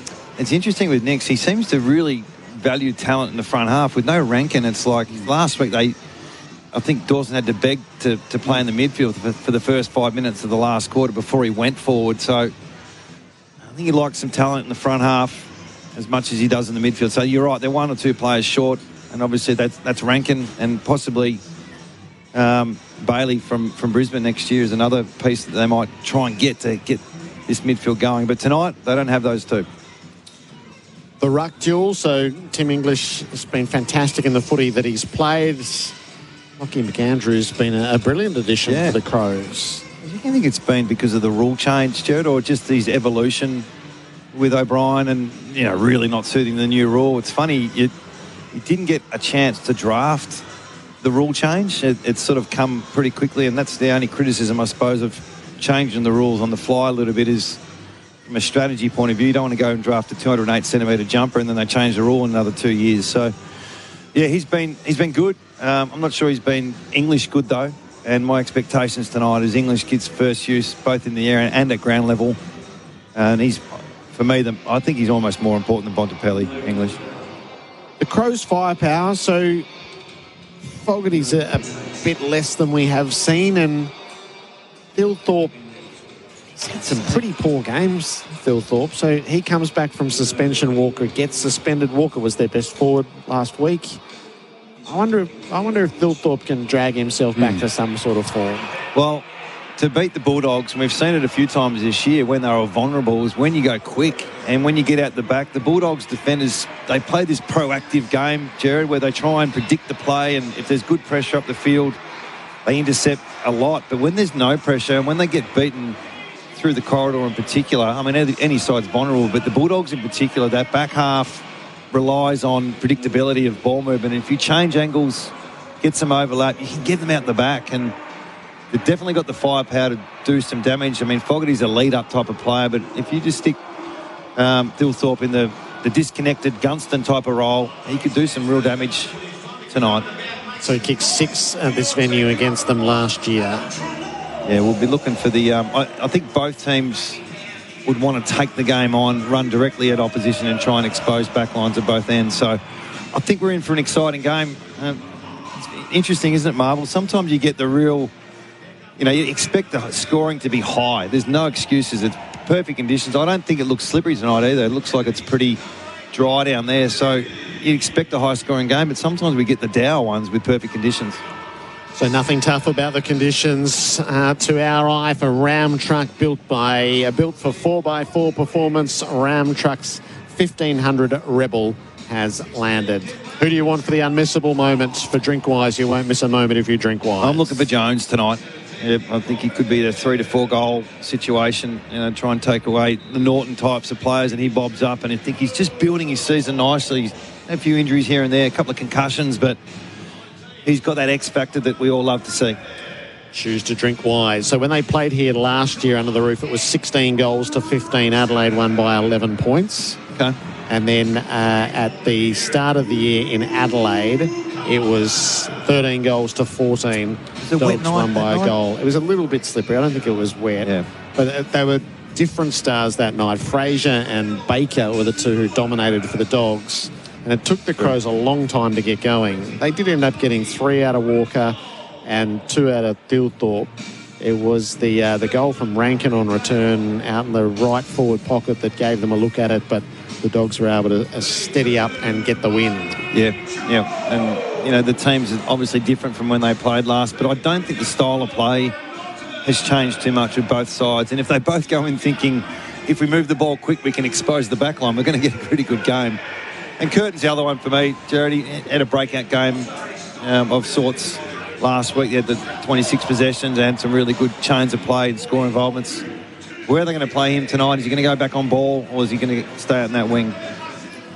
at the ground tonight. Open the SEN app and enjoy our live SEN Stadium AFL Nation broadcast for Australian made to support Australians right here. The Dogs are in their candy stripe Guernsey. You like it? It's I don't actually, but Candy it's stripe, fine. or it's a sort of barbershop-ish to me.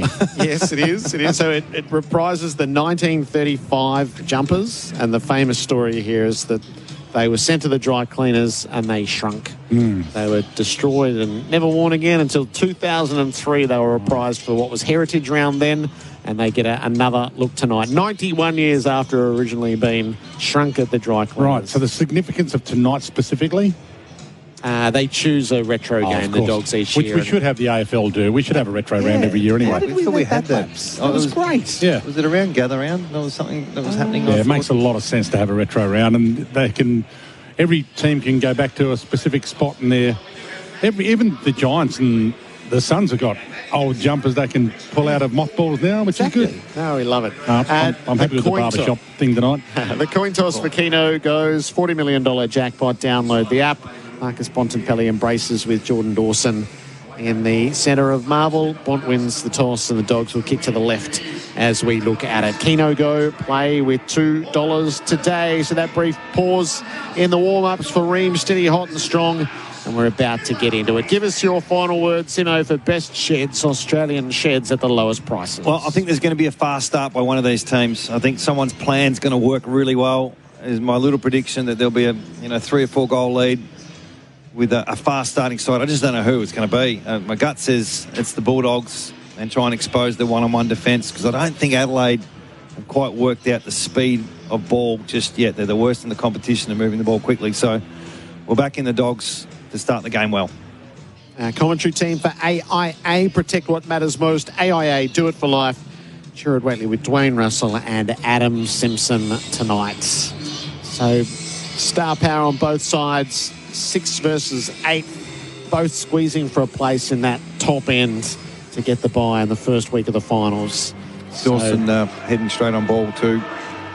Jared, you've got Kennedy, as suggested pre-game, heading towards him now.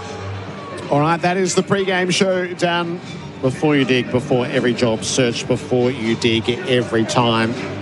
Words of Ted Whitten echo around the stadium, as is the convention to set the tone for the Bulldogs. You've got to inspire me. And this Guernsey takes us back even a little bit earlier than that. So round 14 of the AFL season about to get underway. It's the Western Bulldogs and Adelaide here at Marvel. The roof is closed. It's AFL Nation, these high-stakes games, these notional 8-pointers across the weekend. We begin and end with them. So let's get to it. The Dogs and the Crows with Dwayne Russell. AFL Nation for 4 and 20 pies, Bontempelli and Peatling side by side in the middle.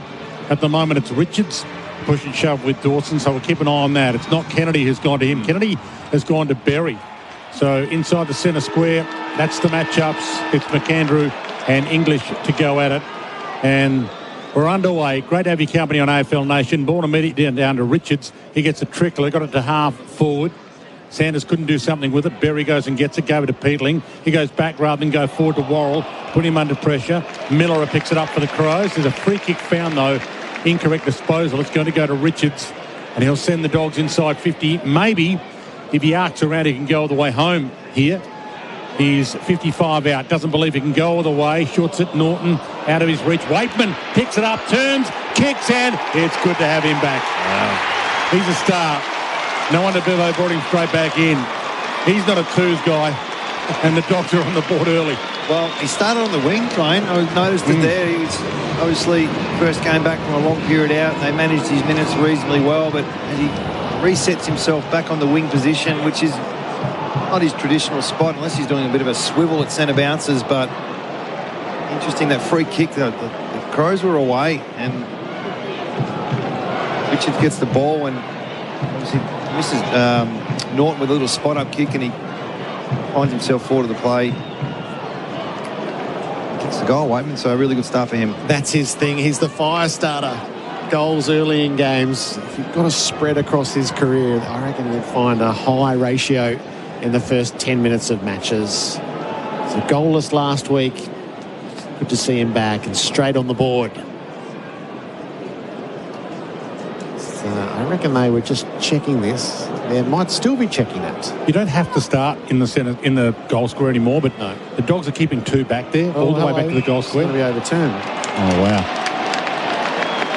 So it's brushed a finger on the way through. Okay. Review complete. Look at this angle. We said was touched by the left hand of the left hander. This is not a scoreboard. The very, very top of the finger. Stretch from the Adelaide defender. The opening score reduced from a goal to a behind on the Tyre Power scoreboard, your trusted tyre experts. Miller comes racing in from the goal square, sets it out to half back. Good mark taken by Michael Annie, who turns and goes, stabbed it up the line. O'Donnell made the spoil, Bontempelli onto it underneath. Hand passed into the jam. Taken by Dawson, gave it to Cook. Evasive action to get away. He gives a little bit of ground to Peatling and back to Cook. Jabbed it up the line, but not to advantage. And Carmus takes the intercept mark. Heads back inside just to take it on to Butterick. They do look different in these jumpers. The Dogs chips it back to fullback virtually just to hold it up and see what's ahead. That's what Adelaide want. They're really good at slowing opposition teams down. Really one-on-one defence. So Carmus gets it back again. He's got O'Donnell short, or he's got the longer down the line. They're hemmed in. Half-back flank. Now he goes down the line to a 4-on-4. Lewis from 4 deep went with a fist. Thump it out, get a reset.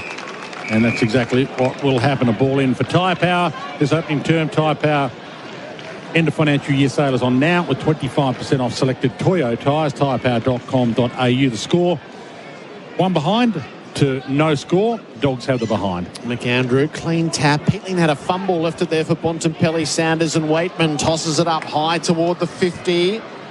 Murray flies in defence for the Crows. West underneath, hand passes it around to Lewis, who's pushed out over the boundary. So a Murray at either end. Nick Murray returns for the Crows in defence, and Toby Murray down forward. Lewis, no real match-up. We've just seen Norton's got a big limp on his lower leg.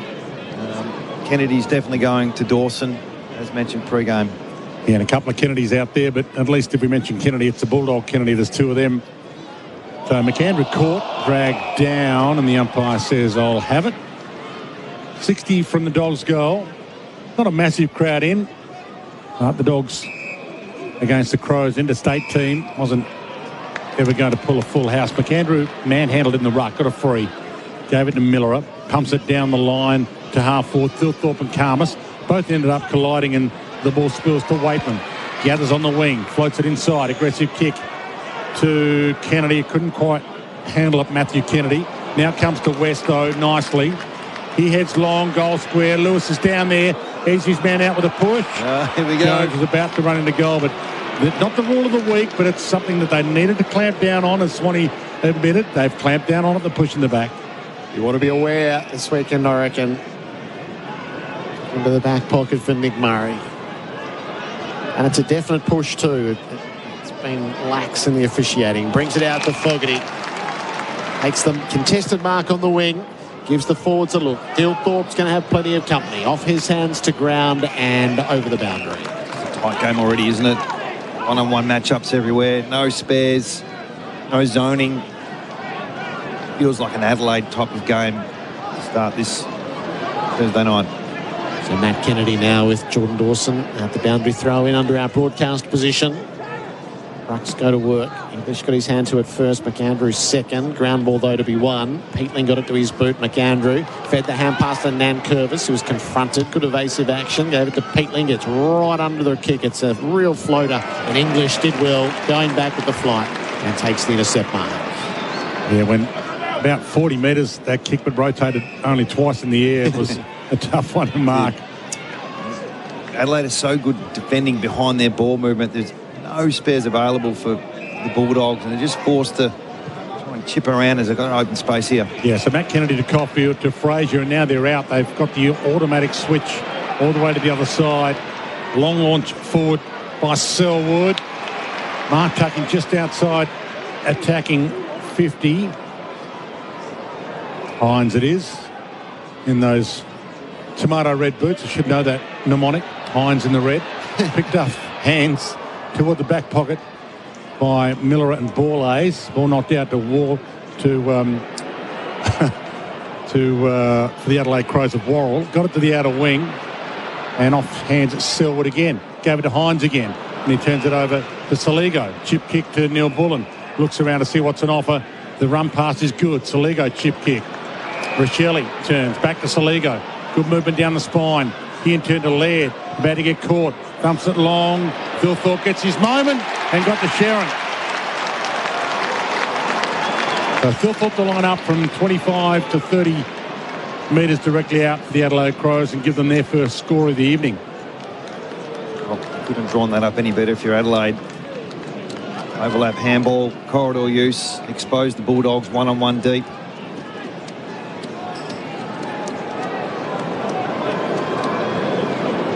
So about to walk in. Back into the team this week. No Tex Walker all over to you, Riley, and he nails this one early. Gets them on the board, and they lead on the Tyre Power scoreboard. Tyre Power scoreboard, your trusted tyre experts. The clock for Elders win with Elders Finance. We've played a couple of minutes, 7.5 minutes into the opening term. Here's our expert, Adam Simpson, our expert for Power Bay Quality Solar Solutions. Game looks so much different when there's chaos in it, Dwayne. You know, when it's kick mark, it's sort of pretty predictable. At the moment, the ball ping-ponged around a little bit. Adelaide gained possession, took on the corridor, got the overlap. You get the exposed defenders on the probably slightly more talented forwards for Adelaide. So Phil Thorpe, I reckon, has spent a lot of time deep tonight. And can they penetrate the Bulldogs midfield and get it in deep? So big tick for Adelaide to start the game. I love your mnemonics.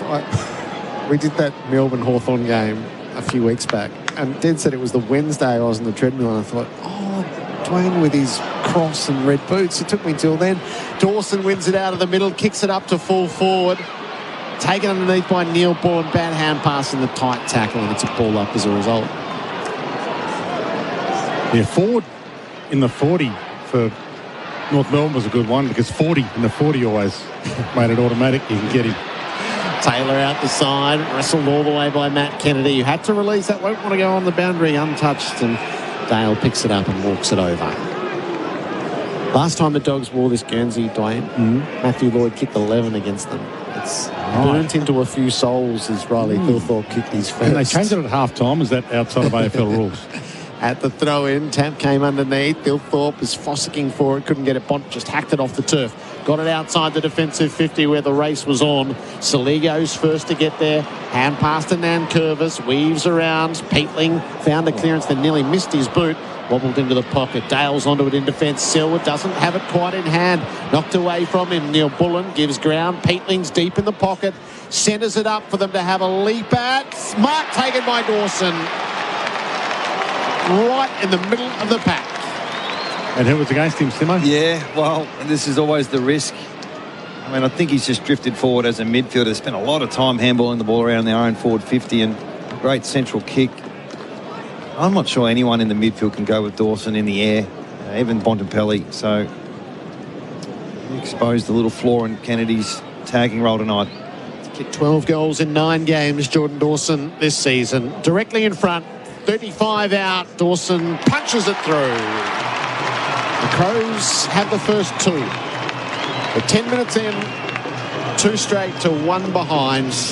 Tyre Power scoreboard, your trusted tyre experts. Adam Simpson for Power Bay Quality Solar Solutions. Well, the first goal was back half transition, something Adelaide have been poor at this year. They break the corridor, get a deep entry. The second goal was more your traditional Adelaide. Just lock it in your front half, force the turnovers. It's a pretty selfless play with a centralised kick, and then Dawson just does what Dawson's been doing all year. He's getting the ball and he's kicking goals, Dwayne. Yeah, and Kennedy was against him in that challenge for the ball in the air, and he didn't have the reach or the wherewithal. So Dawson back in the middle. Bontempelli's going to stand next to him for this ball up. Yeah. So I think the centre bounce is a bit different. That's more about structure and playing your role rather than one-on-one. But he's already had the 3 possessions. All right, so ball up. McAndrew and English with Bont and Dawson side by side. And Dawson gets away. And did he get a free kick? And they're going to have to bring it back. Free kick to Berry. Okay, so that's the reason why. Even though he was away, Dawson, Berry thought about Worrell. He might still give it to Worrell. He does. Runs the corridor and sends it long. Inside 50. And Dawson again has drifted forward to take that mark. That's freakish, really. He was part of the clearance in the middle. he didn't get allowed the opportunity to kick it, so he just sprints forward, lets Berry take the free kick, and now Dawson will line up 45-degree angle, 40 metres out. And Simo, you picked it. You said one team will have a fast start. This is for 3-0.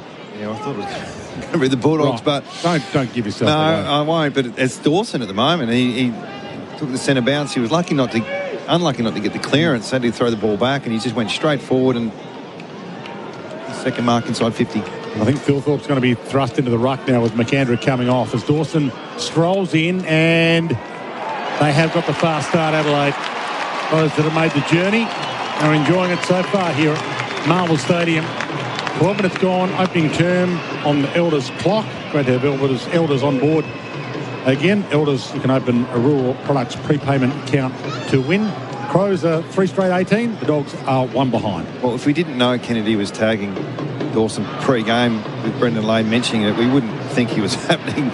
Kennedy's come off for a rest as well, so Dawson's back in the middle. Your direct opponent's just kicked 2 goals and had 4 possessions, and you come off for a break. So obviously it's not a lockdown role. I wonder what the feedback is from the coach's box down the line, because this happened last week with Newcomb. They let him get off the chain. Started really well. It's a key matchup for Holman Plumbing, trusted quality Aussie standards. And the elevated battle of the captaincies, Jordan Dawson has made a big start. Lob passed it to Fraser, who was immediately dropped in the tackle by Berry. Important next 5 minutes, Jared. Second string ruckman in the middle now. Lob, lovely tap out the back. Fraser dumped though by Berry. Dawson wins a hand pass, not to advantage. Lob goes and gets it, feeds it to Bontempelli. Dogs bring it up inside the 50. Waitman's coming from a long way back. Oh, just a nudge in the wrong direction. He's crashed into that pack and hurt his hands. The scrap goes on, 45 from goal. West knocked it clear. Laird took possession, hand pass to the boundary. Paul Kahan tackled over the line. Waitman's just on his haunches. That left hand might be a little bit of a concern. Yeah, definitely got a nudge into the marking contest, but the opponent that gave him the nudge actually tried to take the mark, and I think he ended up getting a bit of sharing with a spoil. Back into play. Murray doing the ruck work, so Phil Thorpe not thrust into the ruck or handball inside, hoping for no target was there. Berry cut it off. Gave it to Rochelle, gave it to Borlays, goes back to Laird, defensive goal square, sends it outside, and he's going to get a 50-metre penalty downfield. Crows can play on if they want, and that's exactly what they want to do. Worrell goes long, Fogarty in a good spot, great mark, 50 from goal, 55 out, sends it long, Phil Thorpe, goal square, got rid of his man, O'Donnell took a good grab. 3 metres from the goal line, so they're going to have a fast starter right here. It's going to be 4-0 for the Crows. Well, Dwayme getting checked out with his forearm. Not coming off, but arm bells for the Bulldogs. That back line, we've seen it before early in the year with the quick ball movement, exposing these vulnerable tall defenders. Round of applause for Jordan Dawson. So there's a few Crow fans in the house. So this for a 4-0 start. Phil Thorpe from the top of the goal square drills it, and they're running hot for Ream at the moment. The Adelaide Crows install Ream, Australia's favourite. So 4 goals, 24 to 1 behind. 15 minutes gone opening term on the Tyre Power scoreboard. Your trusted tyre experts. Well, that was O'Donnell then. I don't think he's going to play second ruck. Dwayne Phil Thorpe, he's just too good down forward at the moment. They're going to expose it as much as they can. But a deep, we used to call it deep link. Play that role, don't really need to leave the 50, and if they move the ball like they did in that chain of play, there's a second goal from the back half already for Adelaide, and they combine that with their pressure and skills around the ball, do some damage. Great signs for Adelaide. It's a worrying start for the Dogs. AFL Nation for 4 and 20 pies. 4 goals to a behind. Tossed up. Bontempelli with the secondary tap out in front of Sanders, going the wrong way. Has the link-up play on, and Butterick breaks the lines. He has a bounce, make it 2. He's about to be run down by Murray. That was good on a stuff from Toby. Up inside the 50, no mark. Lewis, hand past Artie, bends it brilliantly through for a goal. Artie Jones, that was a work of art.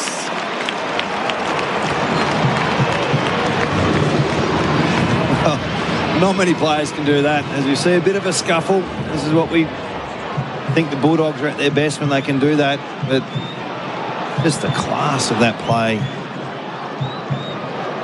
Started with a rebound 50. Really good speed on the ball, and both teams look vulnerable on quick ball movement, Jared. If it's a slow down type of game, it probably suits Adelaide a little bit more, but if it's quick and fast, the Dogs can find that little key to take the game on. They can get the good look themselves. So I think we're going to get a high-scoring game. Goal of the day, the Tiles sail at Beaumont's 30 out, standing on the boundary, curled it brilliantly through for a goal. Yeah, apologies to Beaumont's, but I'm not sure there'll be another goal to beat it. I think a trip to Berry, hand trip, so play on advantage. Peatling kicks it inside 50. Race on. Pedler got there, handed it off. Rochelle, a little fumble. Keys might go off the deck, couldn't quite get there. Butterick cut it off. Dale had a free swing at it and missed it completely. Rochelle gave the handball up. Fraser lays a tackle. Dog fans want ball. Saligo through the traffic. Neil Bullen on the back pedal. Got it back again. It's tough stuff at the moment. Nankervis to Berry to Rochelle from 50. Hammers it to the goal line. Thilthorpe got the lead. Couldn't bring the mark down. Off hands, Hawker Hahn. Gave his handball up to Cook. Inside kick. Didn't go for goal. Didn't try the Artie Jones snap. Hines comes up with the Dogs. Sends it back outside 50. And Worrell outmarks his own teammate Borlays to take it 65 out. It's a loaded 50 to kick into. Up to the teeth of goal. Thilthorpe reaches for it. Keys plays. Crummer. Rochelle with the snap. It's on target. Relentless forward pressure from the Crows results in the Rochelle goal. They're 5 straight to 1-1. Tyre Power Scoreboard, your trusted tyre experts. All of these moments on the Harvey Norman replay. Go Harvey Norman half-year clearance shop. TVs, fridges, laptops, mobiles, furniture, bedding and more. In-store and online now. Geez, they're keeping the ball alive in that forward 50. Must be 15 handball receives just to keep it going, and an in-out in-play. That last particular score source was a forward half turnover. He kicked back to lots of numbers, and Rochelle started on the bench too, Jared, which is an interesting ploy. You start your talent on the bench, bring them in when the good players come off for the opposition, and just look a bit sharper at the moment. They're going at 73% scoring efficiency in the front half as well. Going that well. They brought Jordan Dawson off as well. We'll check with John Donohue in a second. Now, free kick to the Crows here. Berry's going to take it, and they'll get another clearance. So Berry out of the middle, hands it off. Big, long launch by Hawker Hahn from the scramble. Had plenty of opportunity there. The Dogs messed it up. Rochelle around his body, back toward goal. He squeezed through another. Crazy stuff. Not many would have predicted this. A 6-goal-to-1 start for the away team. The Adelaide Crows, 6 straight to the Dogs. 1-1-7 Tyre Power Scoreboard. Tyre Power, your trusted tyre experts, and we're about to tick into time on in the opening term for Elders. Win with Elders Finance. John Donohue downstairs. Yeah, Dwayne, after Jordan Dawson kicked his second goal, he came off to the bench. He was getting about 3 minutes of work done on his calf, popped some painkillers. He's ready to go now, but he's a watch for the rest of the night. So's the Bulldogs midfield. It's been 8 inside 50s for 6 goals, right? So you couldn't ask for a better start. They're on top around the ball. They're moving the ball well from the back half. They're exposing the flaws of the Bulldogs system. Over to the Bulldogs now to respond. Stats for Australian made right here. Toby Murray, clean tap down to Berry. Another break for the Crows inside 50. It lands for Fogarty. Buku got it out of his grasp. Rochelle underneath. Hand pass to Fogarty is a throw. That was very nearly the Fogarty mark. We've had to do too much more to be paid. Selwood in the back pockets. Clear the area for the Dogs, who are under siege. Up the line he comes. Worrell ended up with the footy. Released it to Michael Annie. Gives it away to Toby Murray. Close to the boundary for Keys. Backward to Laird. Backward to Keys. Backward to Berry. So the backward hand pass numbers tick up for them. Up to half forward. Rochelle checks his kick up and hits the lead of Pedler. That is far too easy on the forward flow. Well, maybe Selwood's still basking in the glory of taking out Watson in the second half. And what a good strategy. Start Rochelle on the bench. They probably know Selwood's going to be the matchup. Puts their rotations out of whack for the Bulldogs. And Selwood is trying to go to Rochelle, but he's almost kicked 3 or 4 goals himself. He's just setting up another one now. Luke Pedler back into the team tonight. 9 games, 6 goals this season. From 45, leaps into it. The Crows can't miss. Adelaide can't be stopped. It's 7 straight to 1-1 after 22 minutes. Tyre Power Scoreboard, your trusted tyre experts, and the clock for Elders win with Elders Finance. San Antonio in the first half. Oh, you reckon Bevo will show him the Knicks tape at quarter time? He likes the theme. Well, whatever the theme was pre-game hasn't worked tonight. There's no hunter's mindset. I'm not seeing anyone on the front foot. I mean, English was off for a good 5 or 6 minutes there, and they just got obliterated out of the middle. So over to Luke and the leaders. What do you do in this situation? I mean, there's still how long to go? There's still, well, we got, can't see that on the side. 22 gone. 22 gone, so yeah. Probably 7 or 8 minutes left in this quarter.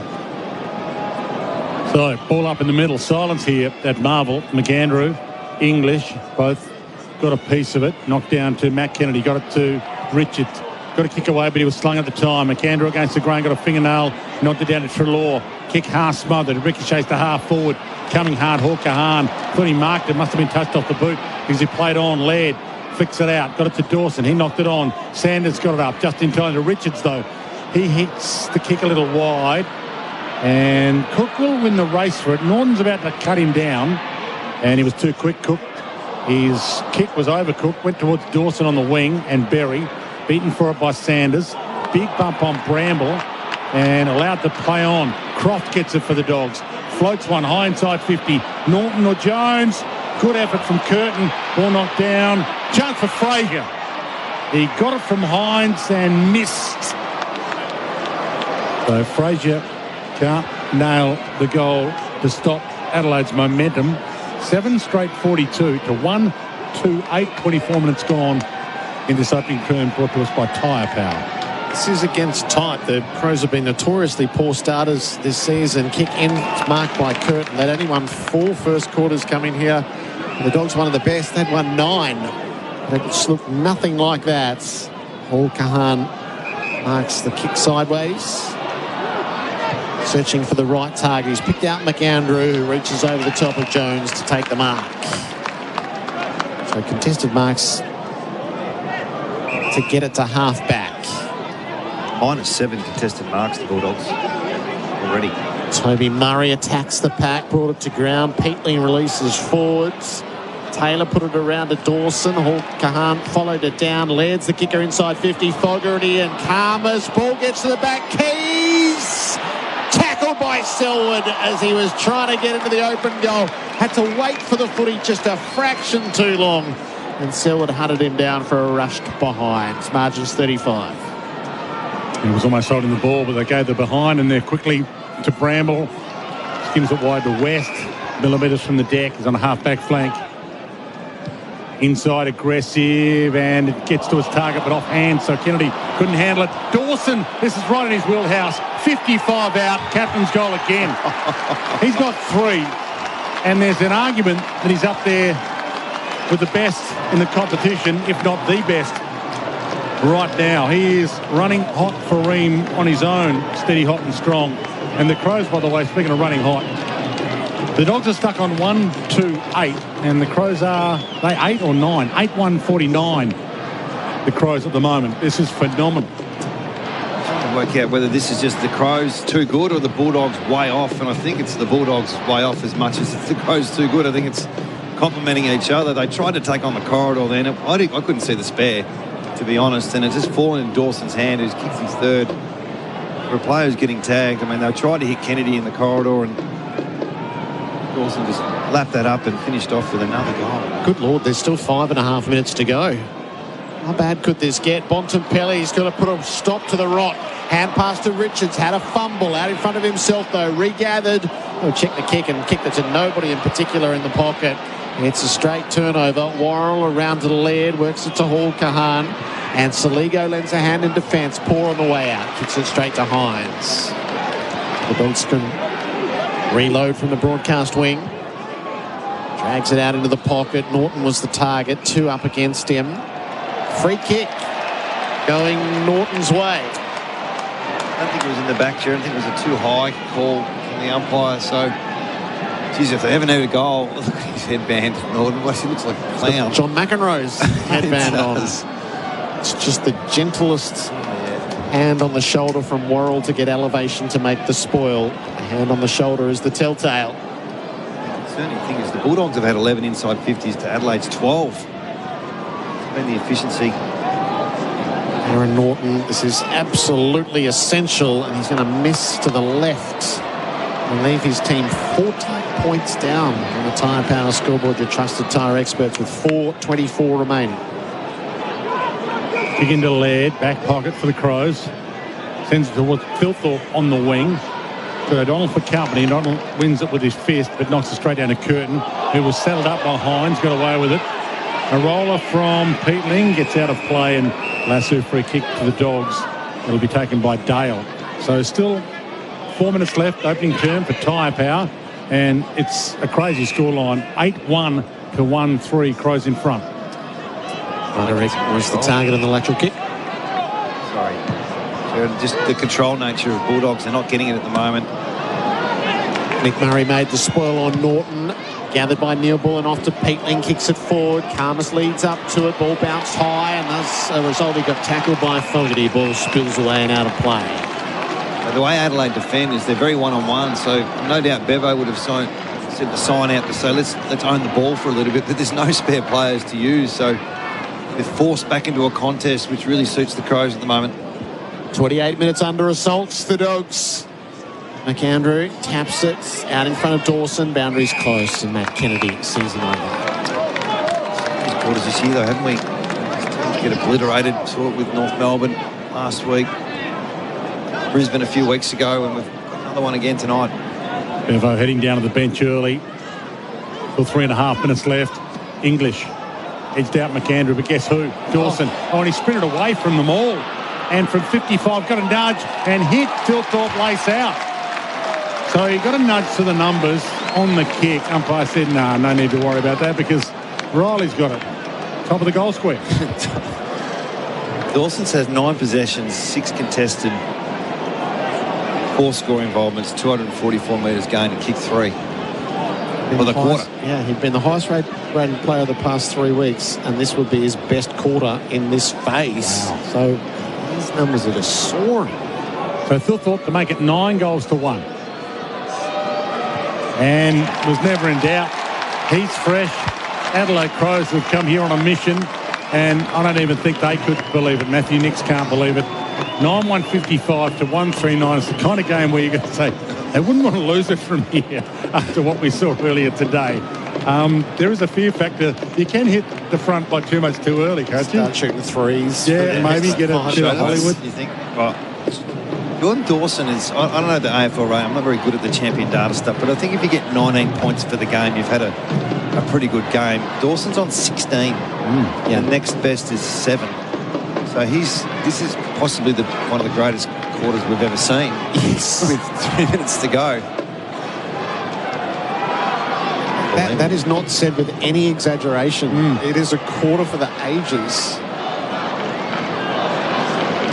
Tossed up in the middle.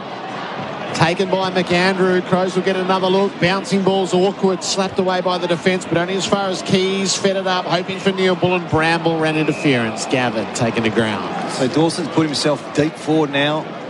Yeah, they had both Philthorpe and McAndrew in for that ball up. Yep, he's gone the deep play to finish the quarter off. Centre half forward for the Crows. Flipped out the back. Laird couldn't quite pick it up. Sanders did. Hand pass too fierce, though, going the wrong way. Rochelle puts his head over the ball. Bontempelli, though, onto the ricochet. Caught, holding the ball. Rochelle tagged him. Dawson wants it in the pocket. Why wouldn't you kick it there? Here he comes. Buku got back, got a hand to it to see it out of play. Geez, that was close. Could have been number 4, wasn't it? That would have been official, Jared. Yeah. Right forward pocket for the Crows. At the throw-in, McAndrew taps it boundary side. Philthorpe on the boundary, centering ball. Keys trying to make position, had too much carry, and Caulfield takes the mark in defence. 2 minutes left. Quarter time can't come quickly enough for the Dogs. Butterick, half-back flank. bit of possession footy is in order here, but he overcooked his kick towards Dale, and it's a lasso free kick to the Adelaide Crows. So Taylor will take it. Zach Taylor from the wing. Dawson's still forward. I won't call it resting. Let's calling it dominating forward, because when it goes in his direction, he's unstoppable. And here he is rising. He almost pulled that down. Keys with the crumb. Went back to Cook. Danced it was delightful around West. And instead of going for Dawson, he goes to Curtin. Goal square. Just fisted through from his fingertips. And it's a behind. But they are under siege at the moment, the Dogs. 1-3 to 9-2 with a minute and change left. What Bevo's plotting down there, because it's really hard. They can't move the ball because Adelaide is so drilled in with their defence. Nothing to kick to. Richards marked the kick in, meanders away, kicks it out for Lewis. Reaching in Hall-Kahan, but it was front on contact. 50. And 50. Kicked away by Saligo. Yeah, it was Cohen. You could argue that he didn't know, but you got to know now. Yeah. Is that one of the things that Swanee's tightened up? You can't. If there's a whistle, you can't just kick the ball off the ground really. They've been doing it a bit lately. Yeah, you're right. Lewis. Wonder, the mark is set at 51. He hasn't called for the shot clock incidentally, but he doesn't think he's got the kick in him. So it kicks to 4-on-1 against Norton. Knocked down. Peatling. Dilthorpe lending a hand in defence. Lairds. Nick Murray clears the area. It's a decent old grapple. Fogarty had front position on Caulfield, brought it to ground. Matthew Kennedy off the ground, turned it over. Philthorpe straight into the tackle, was able to release. Peatling up the line, diving across the front. Bramble to disrupt the play. He's taken over the boundary as he tried to juggle it inboard. So time enough for maybe one more bit of Jordan Dawson brilliance. Time enough for a score to either team. 35 seconds left. Ball in on the wing, or just the Dogs' side of it. English and McAndrew. English knocks it down. Philthorpe, who's on the ball at the moment, but not rucking, knocks it straight to Bramble. The Dogs could get a late one here. Bramble inside 50. Norton up. Horse goes to the back. West about to pounce. He's gathered. He handballs, but he finds Laird, who gives it to Worrell. Last line of defence to Cook. He could have rushed it. He's turned it over to Sanders. Trickling ball. Seconds ticking. Sanders got a couple of options. Norton. He goes inside to Frazier. Big moment this. Huge moment. Frazier goals. They're claiming touched, but Frazier goals, and that could be a massive moment for Bendix breaks. Big moment. Bendix, the best known breaks. If that is a goal to stop the right, a second to quarter time, and I'm not exaggerating when I say a second. I don't even think there's a second left as Frazier kicked that, but they would check it, and they are going to ball it up in the middle to let that second lapse. As it stands right now, 2-3-15 to 9-2-56. Your thoughts, Adam Simpson? Oh, I don't know what to say. It's just rush the ball already. With three blokes who could have walked that over and would have been fine. Yeah, that's unbelievable. Yeah, the players still don't know. When there's immense pressure, they feel like they can't rush it over, and clearly they can. So I think this might get called back for the second time this quarter. The umpires retreated, suggesting that the all clear has been given. Oh, that's positive for the Bulldogs as the siren's about to go. Something for the Dogs right at the end. 41-point lead for the Crows at quarter time. 9-2-56 to the Dogs. 2.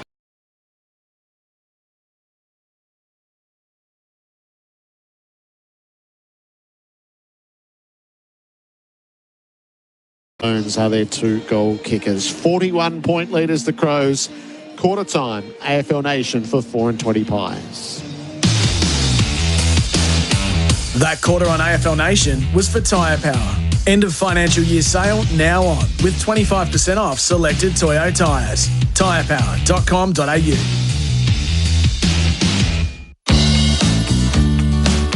Installerine, Installerine, Installerine. For the hottest of hot butter you've ever seen. Ream comes on steady, hot and strong.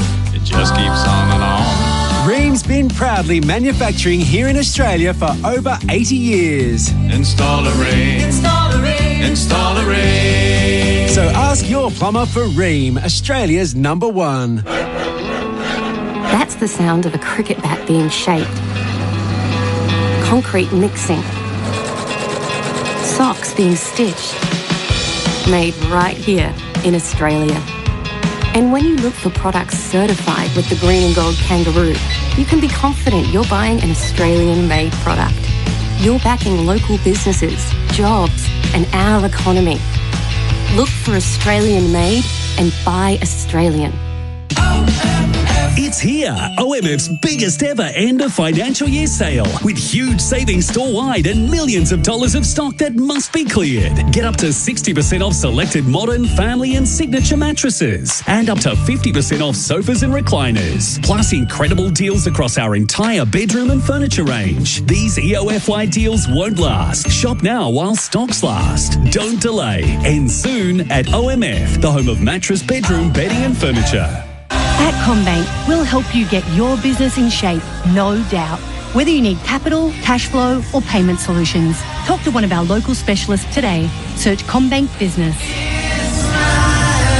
Eligibility criteria, T's and C's apply. Australia's #1 Kia dealership is Werribee Kia, and they make buying cars easy. The end of financial year sale is on now with great Kia savings across the range. All in-stock Carnivals come with 3 years free scheduled servicing, a $1,000 fuel card and a free accessory pack. But you must mention me, Dwayne Russell, at the time of purchase. Say you're a Dwayne's World listener, and it's only at Werribee Kia. Werribee Kia, Old Geelong Road, Hoppers Crossing, or werribeekia.com.au. LMCT 114. Feeling like you deserve a tasty treat? Stop by your nearest Metro Petroleum and cool those taste buds with a Mr. Whippy ice cream cup. Try all the fun flavours for $3.50 each or 2 for $6. Limited time only deal. And, of course, to stay hydrated as you move through your day, pick up Metro Spring Water 600ml range, 2 for $2 or 4 for $3. Offers available June 1st to 30th at all participating Metro Petroleum locations. Metro Petroleum, more than just fuel. Getting some momentum starts with taking the first step, like finally cleaning out your junk drawer. Then you're reorganising the whole kitchen.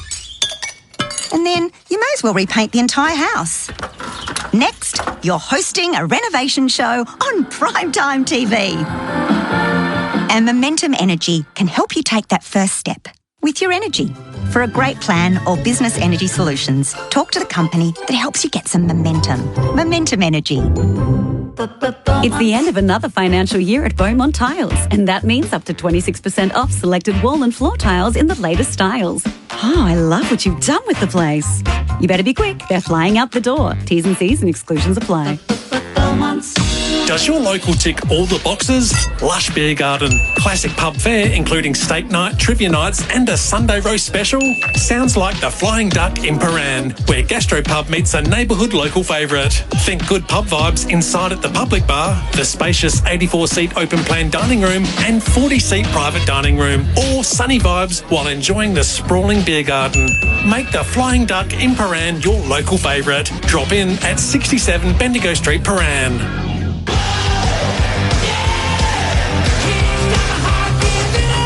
You're listening to AFL Nation for 4 and 20 Pies, Australia's original fan food.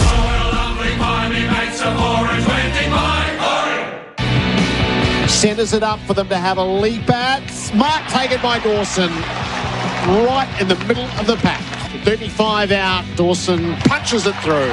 Up inside the 50. No mark. Lewis. Half past. Artie. bends it brilliantly through for a goal. Artie Jones, that was a work of art.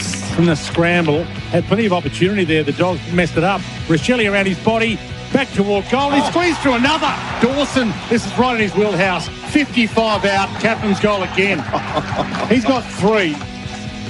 Maccas, I'm loving it moments. Never miss a moment of footy with McDelivery. Our call team for AIA, protect what matters most. AIA, do it for life. Adam Simpson, it's the Crows by 41 points. It is, and I mean, just some stats really quick. They're +7 contested marks, so 7-0, mind you. +6 inside 50 marks to none. The pressure's over 200. The Dawson's off the chain at the moment, and I don't think the Bulldogs have made any changes heading into this second quarter. They're stuck with the same positioning of their players. Thilthorpe's kicked the 3 goals. They look really dangerous when the ball goes in deep. So let's just see what happens with the Bulldogs. Can they respond to what's been I mean, to be honest, the Dawson quarter, he's ranked over 20 now from the champion data, which I think 19 would be a really good game. Look forward to hearing how that rates all time as a quarter. So the Dogs are totally up against it here. McAndrew wins the opening tap. Matt Kennedy, though, the clearance for the Dogs. Bouncing ball up inside the 50. It heads wide. Borlase is first to get there. Hand pass to Michael Annie in defence. Back to Borlase. Crows clear. Long up the line. Brought to ground by McAndrew. Free kick in the pack. He's draped over the shoulder. So McAndrew gives it to Dawson. Starts the second as he did the first, although he's turned it over straight to Rory Lobb. Lobb was the second ruck. I don't know if they can do that this quarter. Got to keep him down back.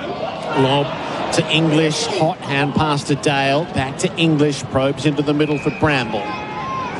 Link-up players Butterick. He kicks out wide. Karmas has drifted to the wing.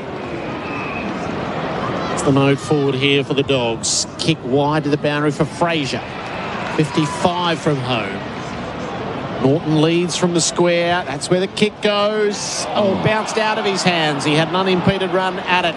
Saligo, quick release. No, he threw it. Too quick was the release, and he gets hunted down by Artie Jones. Good pressure in the front half. Norton could have taken that mark very easily. They come on him a little bit too quick. Just a little sign from the Bulldogs. They've started with a little bit more intensity. Ball movement was a lot quicker then. Maybe they just didn't follow instructions in that first quarter. Went too slow, didn't take the game on. Artie Jones, left of centre, but it's marginal. We're kicking from 30 out. Michael Annie's the worst for wear. A couple of medical attendants with him. Set shot. Artie Jones steers through his second. So the Dogs have put two together either side of the quarter-time siren. They are now 35 points down. 3-3-21 to Adelaide 9-2-56. The host plus, that's a plus score. Well, I wonder if Bevo just mentioned the fact that they didn't do anything that they planned to do. So go back out there and play how we wanted you to do from the start. And we sort of thought, listening to Brendan Lade before the game, yeah, we want to take out a few important players for Adelaide, but we want to take the game on and expose this one-on-one defence. And it's the first time we've seen some overlap chain of possessions, Jared, and they move from one side to the other. Eventually get a deep inside 50 entry, and they got good forward pressure as well. So maybe that was just a little intervention that Bevo needed to bring. So they're on the way back, at least. The Dogs, 2 goals in a row now. 3 goals to 9 the scoreline. Early stages of this second term, brought to us by Host Plus. That's a plus. English against McAndrew in the ruck. Dawson tried to get a kick away. Skimmed his boot, but only went 3 metres. Then he got another kick away that went 1 metre. Probably have to count them both, and he lays the tackle in the middle. Adelaide, not surprisingly, minus 46 handball metres gained, Jared. Yes. They're on target. Ball slapped down towards Bonapelli, who got a clearance of sorts. Laird cut it off by hand, gave it to Millerer. Dispossessed. Bonapelli stole it back, kicked it inside 50. The ground ball's huge. Norton comes up with it. Gave it out to Lewis on the run, the big guy, and he bends it back, but nowhere near enough. In fact, he hardly bent it at all. It was out of bounds on the fall. So 3-3 plays 9-2. Early stages, second term for Host Plus. That's a plus. Restart across the face of goal. Nick Murray off the behind line. It's long on the way out now, and Curvis presented for him. Dabs up the line for Neil Bullen. Crosses halfway with a kick. Taylor, it lands in front of him, so he turns, can't get away from Karmas. Hand pass close to the boundary. Neil Bullen knocked over the boundary by Wakeman. Throw it in. Bulldogs disrupt the play. Down on the boundary here for Thrive, your streamlined small business growth platform. 56 plays 21. 4 minutes into the second term. Rose lead it. Rucks shared it. Berry underneath. Hand pass boundary side. Saligo in the tackle. Allowed to get the hand pass away. And Dawson goes striding forward. 2 bounces. Checks his kick up to Taylor. He's got runners left and right and leads into the pocket. He goes for Fogarty. Well, the players stopped there briefly. I thought it was holding the ball or throwing the ball on the centre wing, and really sloppy defence. Buku Karmas left his man to support the contest, and Fogarty just drifted forward ever so slightly to be on his own for an inside 50, the 7th mark inside 50 for the game. 7 goals in 6 games, Darcy Fogarty. So not the player that he has been previously, but he's always been a glorious set shot. And from the boundary, that is no exception. As difficult a shot as there could be. And he was able to thread it quite superbly. The immediate answer from the Crows. 10-2-62 to the Bulldogs. 3-3-21. A goal of the Knights contender. Oh, it was, and seen some good goals already, but that was holding the ball. Dwayne and Jared, they missed that. The umpire. Sometimes the umpires just don't see it. I'm okay with that. And they missed the decision. I think they were just out of position to see that one, and fortunately for the Bulldogs, there was no layers of defence behind it. Everyone stopped for a brief moment. Ball goes over the back, and an easy goal. Really goal easy. of the night for tyre sales at Beaumont, and our expert Adam Simpson for Power Bay Premium Energy Solutions for sustainable Australian homes. So from the clearance, Artie Jones comes in quickly off the square, knocked it down but to the wrong guy. Nankervis gets it, gave it to Jordan Dawson, the man of the moment. Gave it over to Berry, back to Dawson. Hands it the long loop to Zach Taylor. It's about to pounce, but Bont's about to pounce on him. He rides that tackle well. Ball not to Peatling, gave it to Berry. Crows inside 50, it's high and it's wide, and it's still Thorpe who got there late with Buku Karmas knocking it across the boundary. So ball in forward pocket to Adelaide, who at one stage led this game on AFL Nation for the 4-20 sausage roll by 47 points. They've dropped the tag on Dawson, but the problem is he's on no one now, so that might be better, I suppose. Crows deep forwards from the ruck. Neil Bullen had it. There's a hold though. Caulfield held without it. Dogs get the free kick at fullback. Short to Bontempelli. Thought about the link-up hand pass. Instead takes the territory to the outer wing. Well-weighted ball for O'Donnell. Strides to halfway.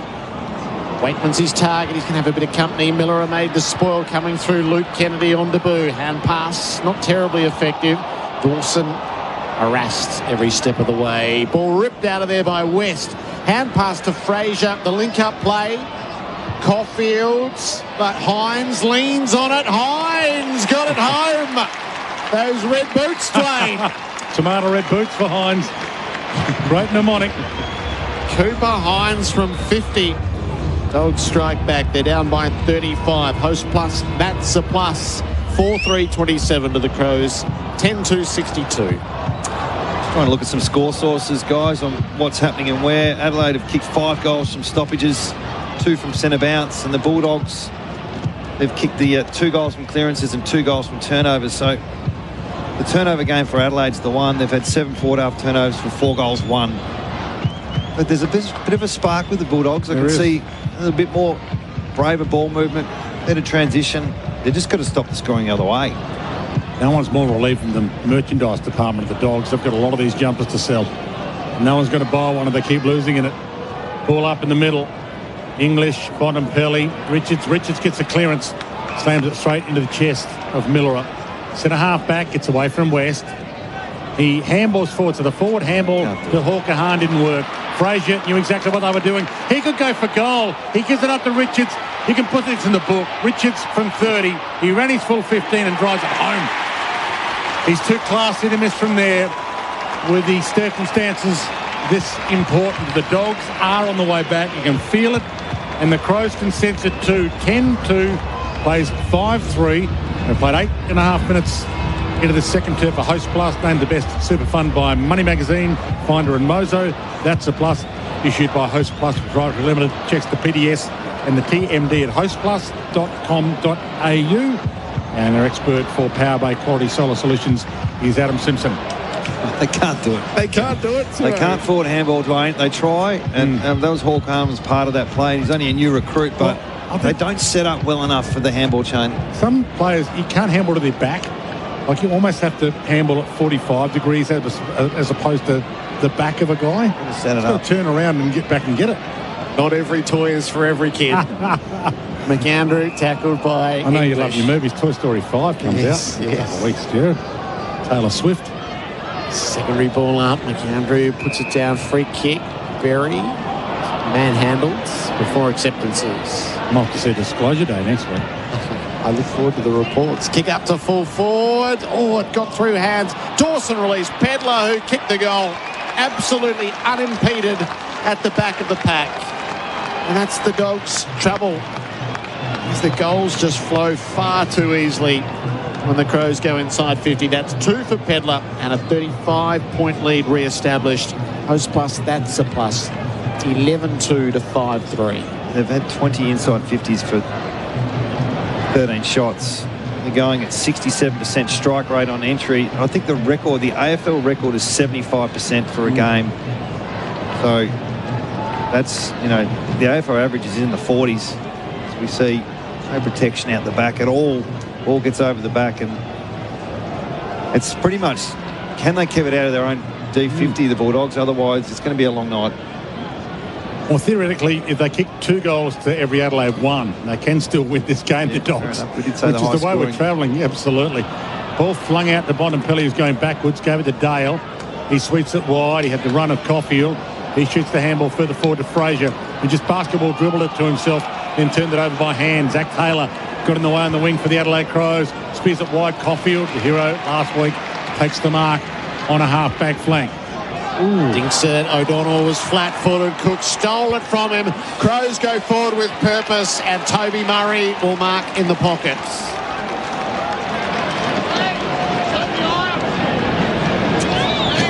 That was terrible.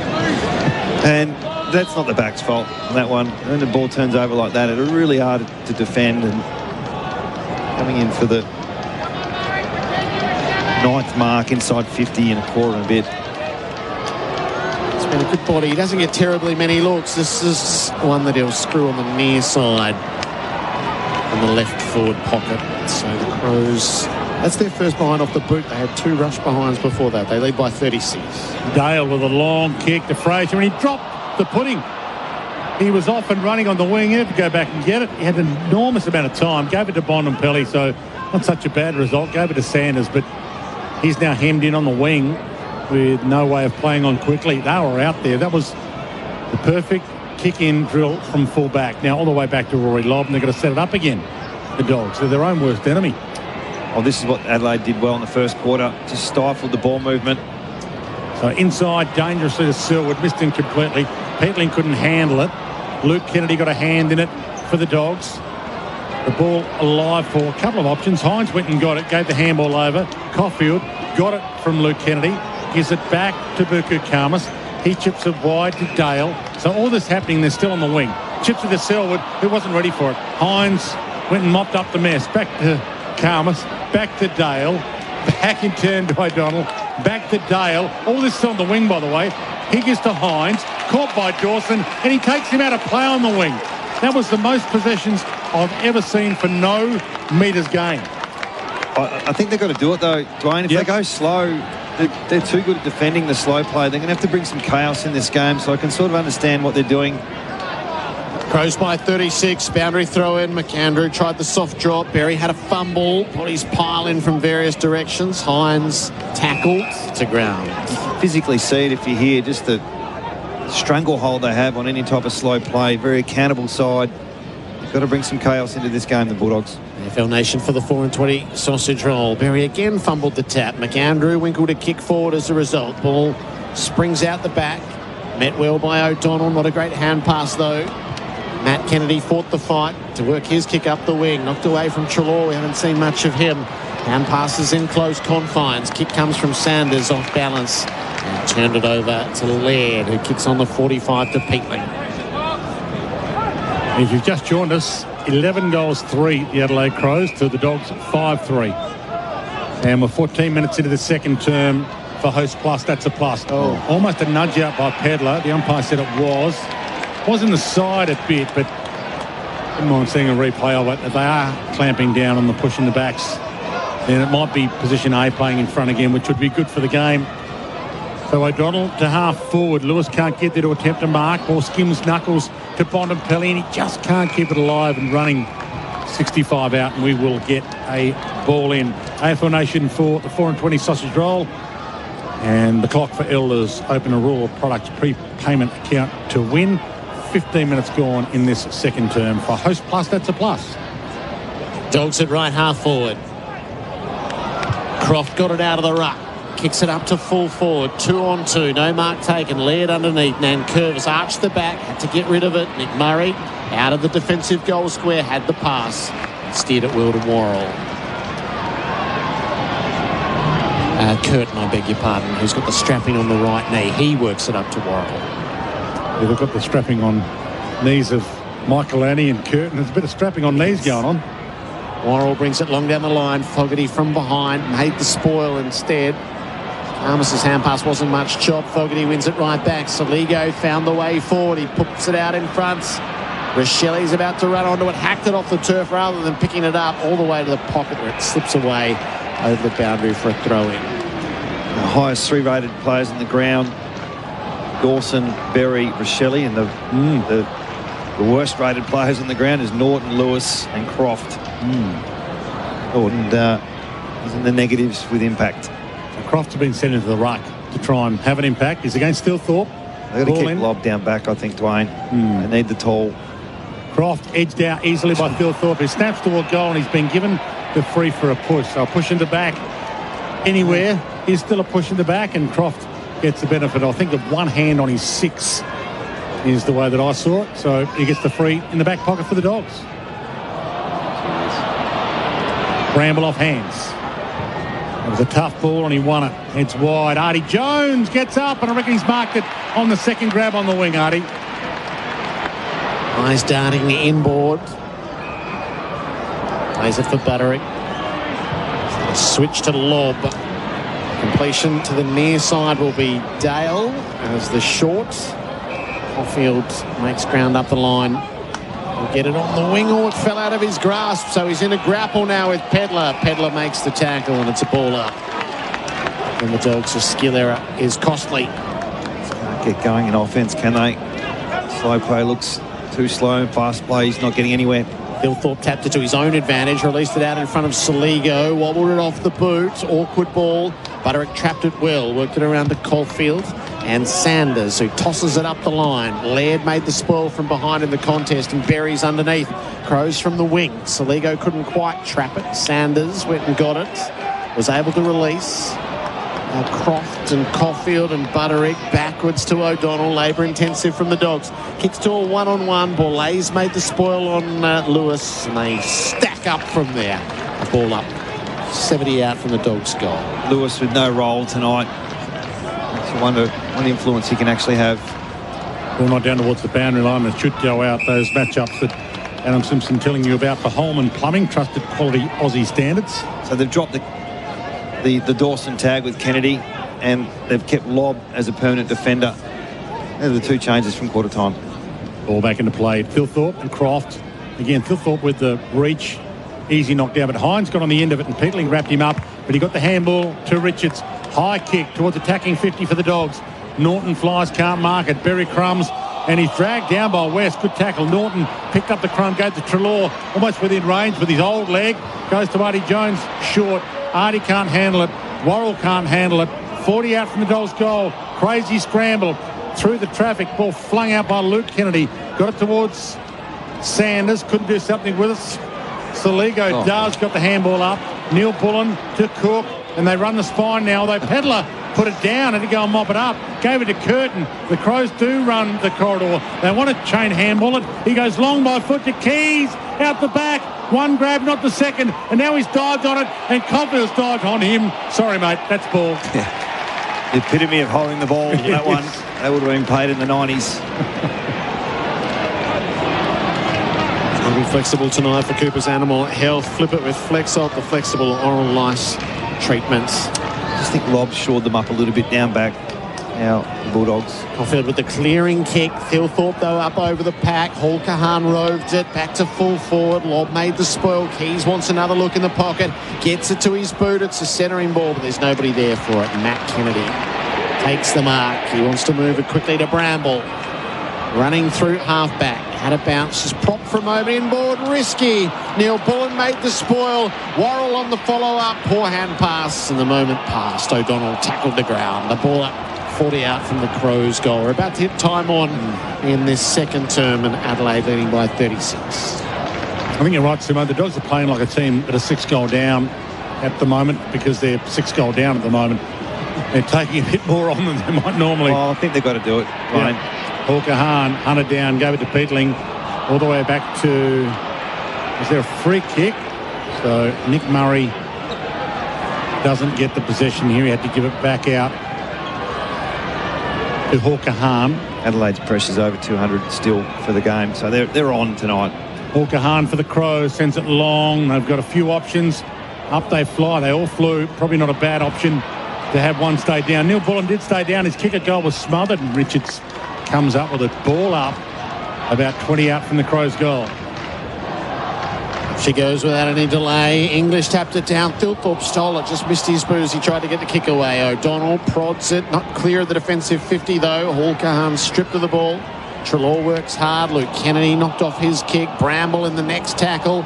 Crows' pressure is excellent again around the ball. Selwood worked over near the boundary. Did he push it over? Umpire said that's okay. Throw it in.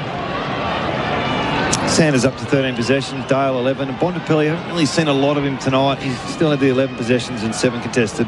Stats for Australian made right here. And 5 clearances. That's been okay. 50 out from the Crows' goal. Hillthorpe wins the tap. Ground ball to be dealt with.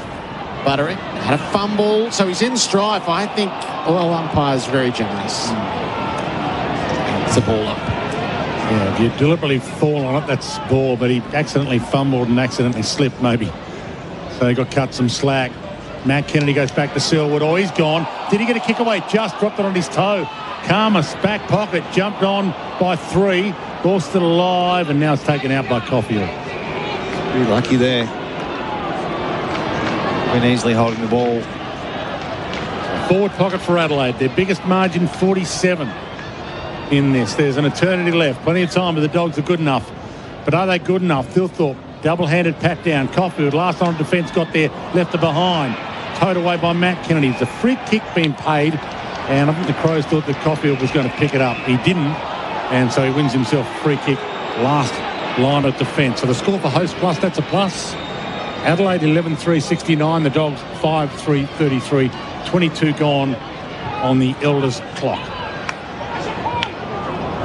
Kick finds Matt Kennedy in the defensive 50. He looks still scarred from the first quarter, I think. Matt. To English. 5.5 remaining in the turn.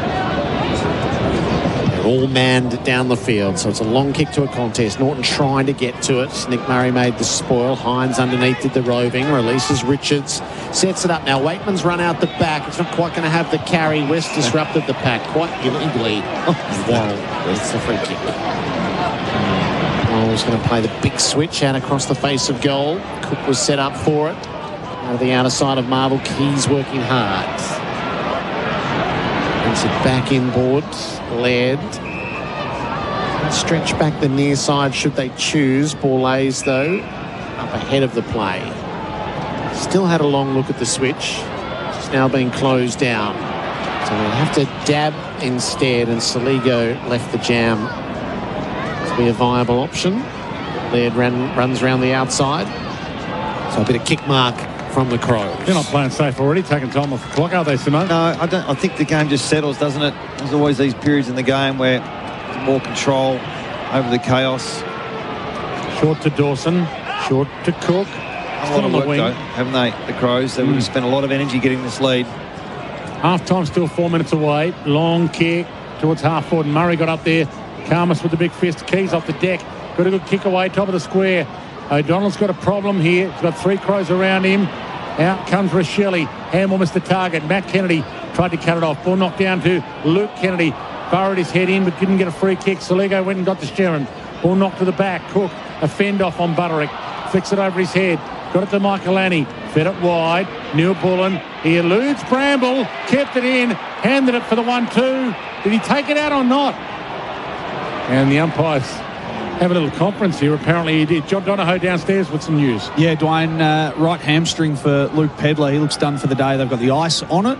It's all wrapped up, so I think he's done for the night. That's bad news. Just making his return. Any signs down there from Adelaide to slow the game down at all? They had a big T, Simo. I'm not sure what that means. Wilson just busts his way through a pack. Hand pass wasn't as tidy as the rest of his work, and that tackle later Michael Annie to hold him up in midfield. Would have thought that's some sort of control sign, boys, just to finish this quarter off and bank a good first half lead. Andrew plants himself, knocks it out wide. The Dogs are well set though. Matt Kennedy wins it from the stoppage, kicks it up to Wakeman. Norton's the deep target. That's where the kick goes. He's going to have support. Croft lifts up. Defence holds up. Boulais brought it to ground, and Nick Murray, good gather, and took him on. Kicks outside the area, and up comes Toby Murray. Dropped the mark. Caulfield on the turnover. Gives it to Karmas. Back to full forward. Needs Norton in the one-on-one.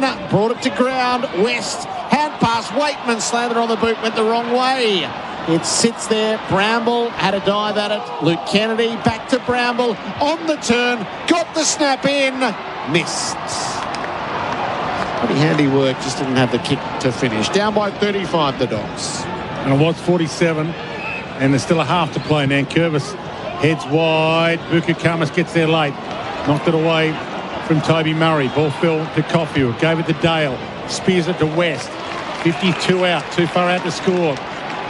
They got the last one of the first quarter, the Dogs. They might get the last of the second. Norton takes the mark. Brilliant pass by West. He put it to the chest of Norton. Now he's tucked into the pocket, but his goal kicking has improved enormously in recent seasons. Take a special kick though, won't it? 40 metres out on the boundary line.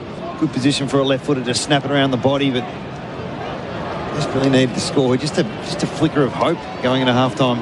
So Bond's been on the bench for 8 minutes as well as Norton bends it. It's a behind, and had it gone over the post for a behind, they wouldn't have checked it either, according to Jared's interview with Greg Swan. 54-point deficit. Dawson marks the kick in. Disposal number 17. It's around to Michael Annie. Lays it wide. Nick Murray thinks it outside the 50 for Laird. Crows have slipped into the kick mark in the final stages of the half. Fast start. The advantage is banked. Dawson back to Miller. Dogs have pretty well manned up everybody now. So Miller low down, clear of the defensive 50. Set Nick Murray a task. He was able to trap it. He needs support. That's not much of a kick coming in. Paul Kahan slaps it back boundary side. Bramble flicked it between the legs. It was adjudged to be a throw. So the Crows survive. It's going to be a bit of an ugly turnover. I think they can do. They can't forward handball and they can't control the ball either. They're better off just playing the way they play, the Crows, because this been a little bit ugly the last 5 minutes. So 1 minute left to half time, and McAndrew got up there but couldn't mark it. He had hands on it and then he crumbed it. Not to DeFogarty. He gave it to Berry, who, what was it, to half forward for the Crows. Selwood's down there, can't mark it. Big fly from Michelle, didn't mark it. Ball towed off the deck to Saligo on the run. Topak inside 50. He might try and soccer it again. He didn't. He left it for Keys, who handball behind Richelli. Dogs get numbers behind the ball. Bont, almost a throw. Keys, the steal, the goal, and it hurts. That hurts big time. There's only 20 seconds left to half-time. The Crows get a steadier, and the margin's going to be 40-odd again come half-time. It was 47 in the opening term. It was 41 at quarter-time. And right now, the Dogs, 5-5-35, trail the Crows 12-3-75. Here's Adam Simpson on AFL Nation for the 4-20 sausage roll. Been a bit of a nil-all draw this quarter, hasn't it? And the Bulldogs defenders, they're defending better. There's less easy goals getting kicked, but that was a pressured turnover. Bontempelli was the one who fumbled. It was actually throwing the ball. Should have been a free kick anyway, but Crows trying to go into halftime with a bit of control with the ball. Eventually they kick to a contest. They get out the back and score a goal from D50 transition. So lots and lots of work for the Bulldogs to do. The Bendix breaks, big moment. Bendix, the best known breaks. Tossed up in the middle. Jordan Dawson is after it. He'll get another kick out to the wing. Just hangs a little high. All about the bounce. It bounced away from Bramble. He keeps on tracking it. Gives it to Karmas. Back to Bramble. So the Dogs at half back. Richards receives the kick. Takes off. Plays it near centre half back. That is half time. Adelaide with a big 40-point lead at the main break. They split that term largely. It was 3 goals each. Adelaide 12-3-75 to the Bulldogs 5-5-35. Goal kickers Thilthorpe and Dawson 3 each. 2 each for Rochelle and Pedler, who's out of the game. 2 for Keys and Fogarty. For the Dogs, it's 2 for Jones with singles to Hines, Richards and Fraser. Around the grounds for Chemist Warehouse. Save on your prescriptions at Chemist Warehouse. The one-day international between Bangladesh and Australia. Australia batted first 8 for 187 when rain stopped play. 3 of the top 4 made ducks. Manus Labuschagne, the rescue mission, he was 55 not out when the rain hit. So Australia certainly won't bat again. I'm just not sure whether we'll get any more play, though, on what we're seeing remotely. So 40-point leaders, the Crows. We'll get the full thoughts of Adam Simpson coming up shortly. He's our expert tonight for Power Bay Quality Solar Solutions. This is AFL Nation for the 4 and 20 Sausage Roll. That quarter on AFL Nation was for Host Plus, named Best Super Fund by Money Magazine, Finder and Mozo. That's a plus. Issued by Host Plus Pty Limited. Check the PDS and TMD at hostplus.com.au. Financial fanatics, not your usual bookkeepers. Financial fanatics, we're definitely not your usual bookkeepers. With over 100 bookkeepers, we're ready to service your business today. We're responsive, fast, create accurate reporting, all with a smile. That's unusual, right? Financial fanatics, we're not your usual bookkeepers because we do all this from just $199 per month fixed fee. Financial fanatics, not your usual bookkeepers. FinancialFanatics.com. This end of financial year, Honda's raising the bar with great offers available across selected SUV ranges, including up to $2,000 off selected 2025 Honda CR-Vs. The smart, efficient SUV with space, comfort and modern tech. Premium engineering, exceptional value, a standard of offer that's a cut above the rest. This is the end of financial year event, only from Honda. Only while stocks last, terms and conditions apply. Visit your local Honda dealer or go to honda.com.au. It's the end of the financial year, and at the E&S Clearance Outlet this weekend, we are clearing world-leading Sub-Zero refrigeration, thousands of dollars in savings, stock limited. All through June, you can also save up to an incredible 75% off a huge range of factory seconds, scratch and dent, X-Display and run-out models from the world's leading brands. Our consultants are kitchen, bathroom and laundry experts, and we won't be beaten on price. So visit the E&S Clearance Outlet in Clayton and get value the E&S way. Sell them now, teasers apply. Melbourne and Geelong, Sexyland is your trusted adult products destination. With 11 stores across the region, we offer Australia's largest range of adult products. Shop confidently in-store, open late 7 days a week, or order online with 2-hour delivery across Melbourne and Geelong. Whether it's choice, convenience or privacy, we've got you covered. Visit your local store today or shop online at sexyland.com.au. Take me now, Sexyland. The Bunnings Trade Expo is back Thursday, June 25 at Melbourne Showgrounds. Check out the latest innovations for your trade from over 140 suppliers, plus loads of Expo-only deals. Don't miss the Bunnings Trade Expo. Big day, huge deals. Register now on the Bunnings Trade website. How do you pick a pick-me-up? Do you pick a lick with a soft serve? A sip with a frozen Coke, or a bite with a hamburger? Or do you pick them all? Macca's Loose Change Menu from 50 cents. Ba-da-ba-ba-ba. Available from 10:30 a.m. to midnight at participating restaurants. Excludes McDelivery. Darren's days of digging blind are over. Ever since he blindly dug into that internet cable and took out an entire neighbourhood. Ever since his insurance declined to cover the repair costs. And ever since he saw that he was millimetres away from also striking a high-voltage electricity cable. Don't be like Darren. Always search before you dig online before every job to avoid striking buried pipes and cables. Search before you dig online every time.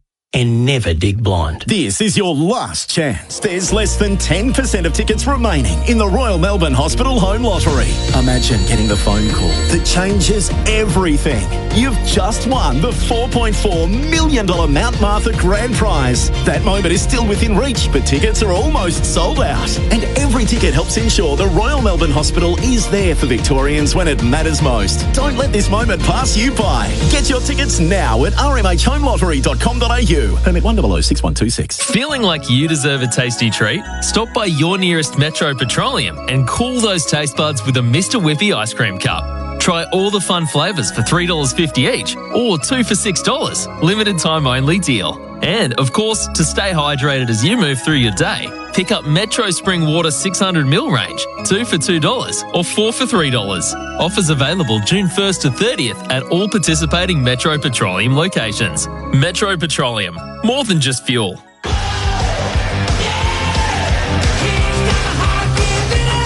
You're listening to AFL Nation for 4 and 20 Pies, Australia's original fan food.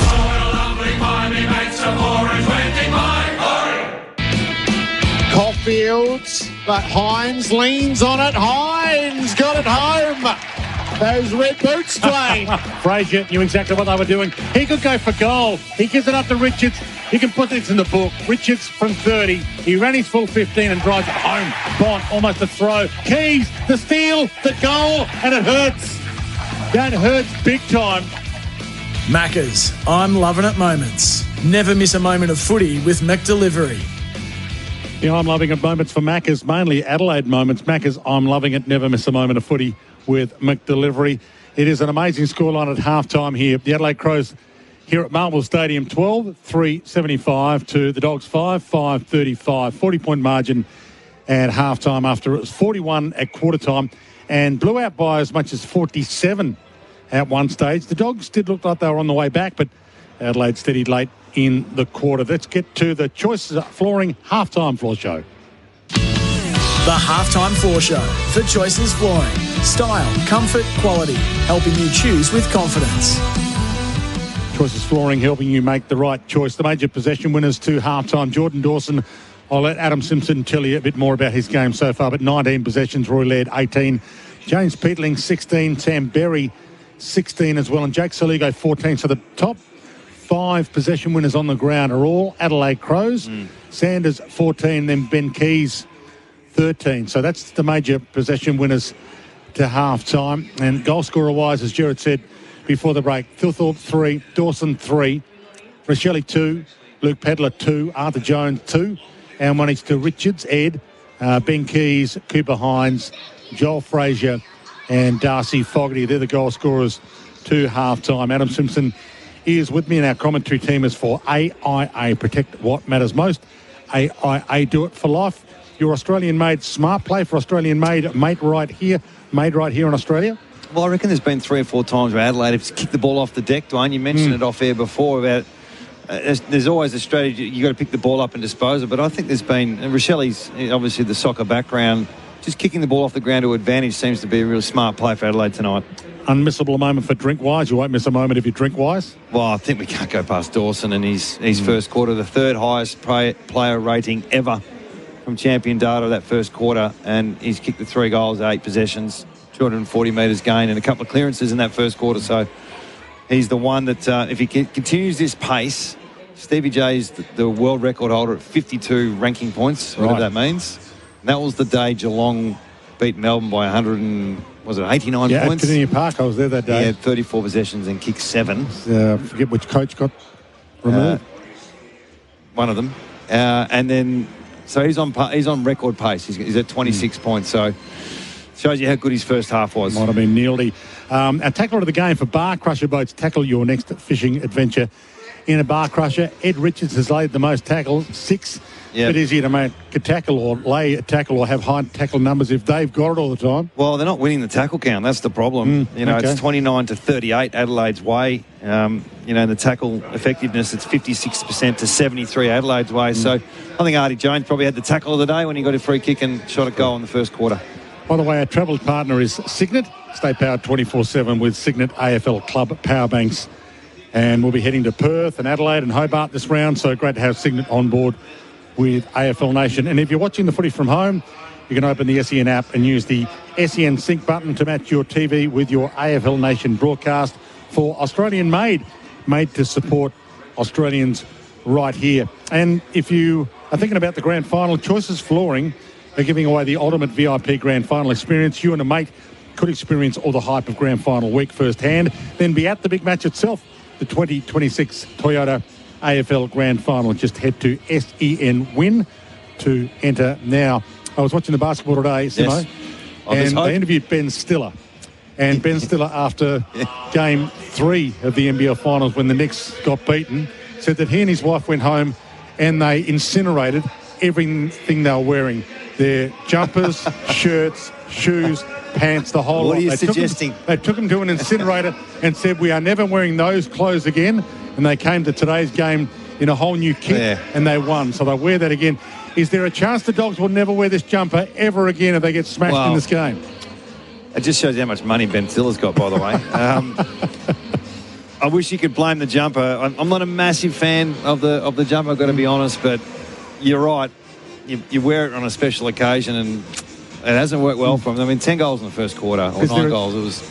Is there a chance that this will be the jumper they'll want to wear more often because it will be one of their greatest comebacks of all time? Well, you only got to look at the basketball today. What was that, 29 points at halftime or around about that? So to come back from that margin, I'm not sure that's going to happen tonight, but you never know. I mean, I can see what they're trying to do, the Bulldogs. They can't go slow against Adelaide. They're too good. They're getting beaten in the contest. The defenders are defending too well against the Bulldogs forward, so they're trying to bring this chaos to home, but it's not really coming off at the moment, and it looks like a sloppy type of play, but I think it's the only way to go, to take them on, try and go through the corridor, try and get a run on, and you never know. And you don't go into the third quarter trying to get the lead back. It's can we kick 3 or 4 goals and be just in the hunt in the last quarter? I'm sure that's the messaging at halftime. Yeah, I reckon if they're within 25 points at three-quarter time, they'd give themselves a shot and be pretty happy with that. Second half coming up on AFL Nation shortly. 12-3-75 Adelaide to the Dogs 5-5-35. This has been the halftime floor show for Choices Flooring. Style, comfort, quality, helping you choose with confidence. AFL Nation for 4 and 20 pies, Australia's original fan food. And as we go to the break, the goal of the day so far for the tiles sale at Beaumont's. It's end of financial year time at Beaumont Tiles. The goal of the day for Beaumont's. Discover hard flooring at Beaumont's. Hybrid, timber and laminate for every home and budget. Up inside the 50, no mark. Lewis, hand past Artie, bends it brilliantly through for a goal. Artie Jones, that was a work of art.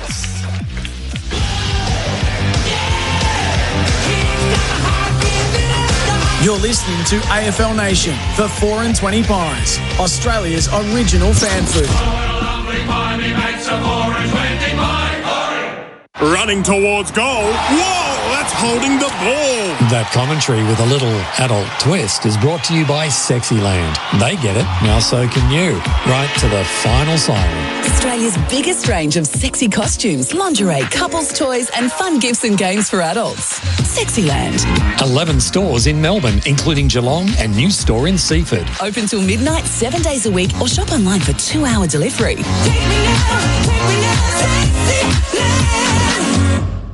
Everything grows better with Nutrient Water. Everything grows better with Nutrient Water. From irrigation and filtration to pumping and lawn care essentials, Nutrient Water has you covered. For the best water management solutions, your local Nutrient Water store has the solutions to help everything grow better. Order online at nutrientwaterstore.com.au or find a store near you. Everything grows better with Nutrient Water. Everything grows better with Nutrient Water.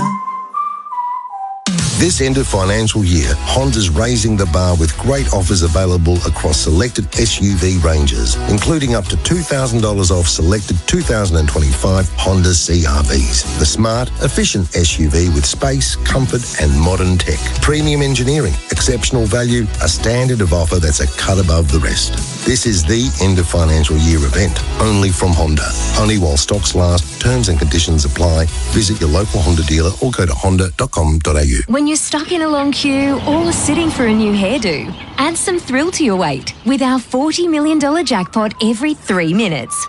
Keno Go. Download now.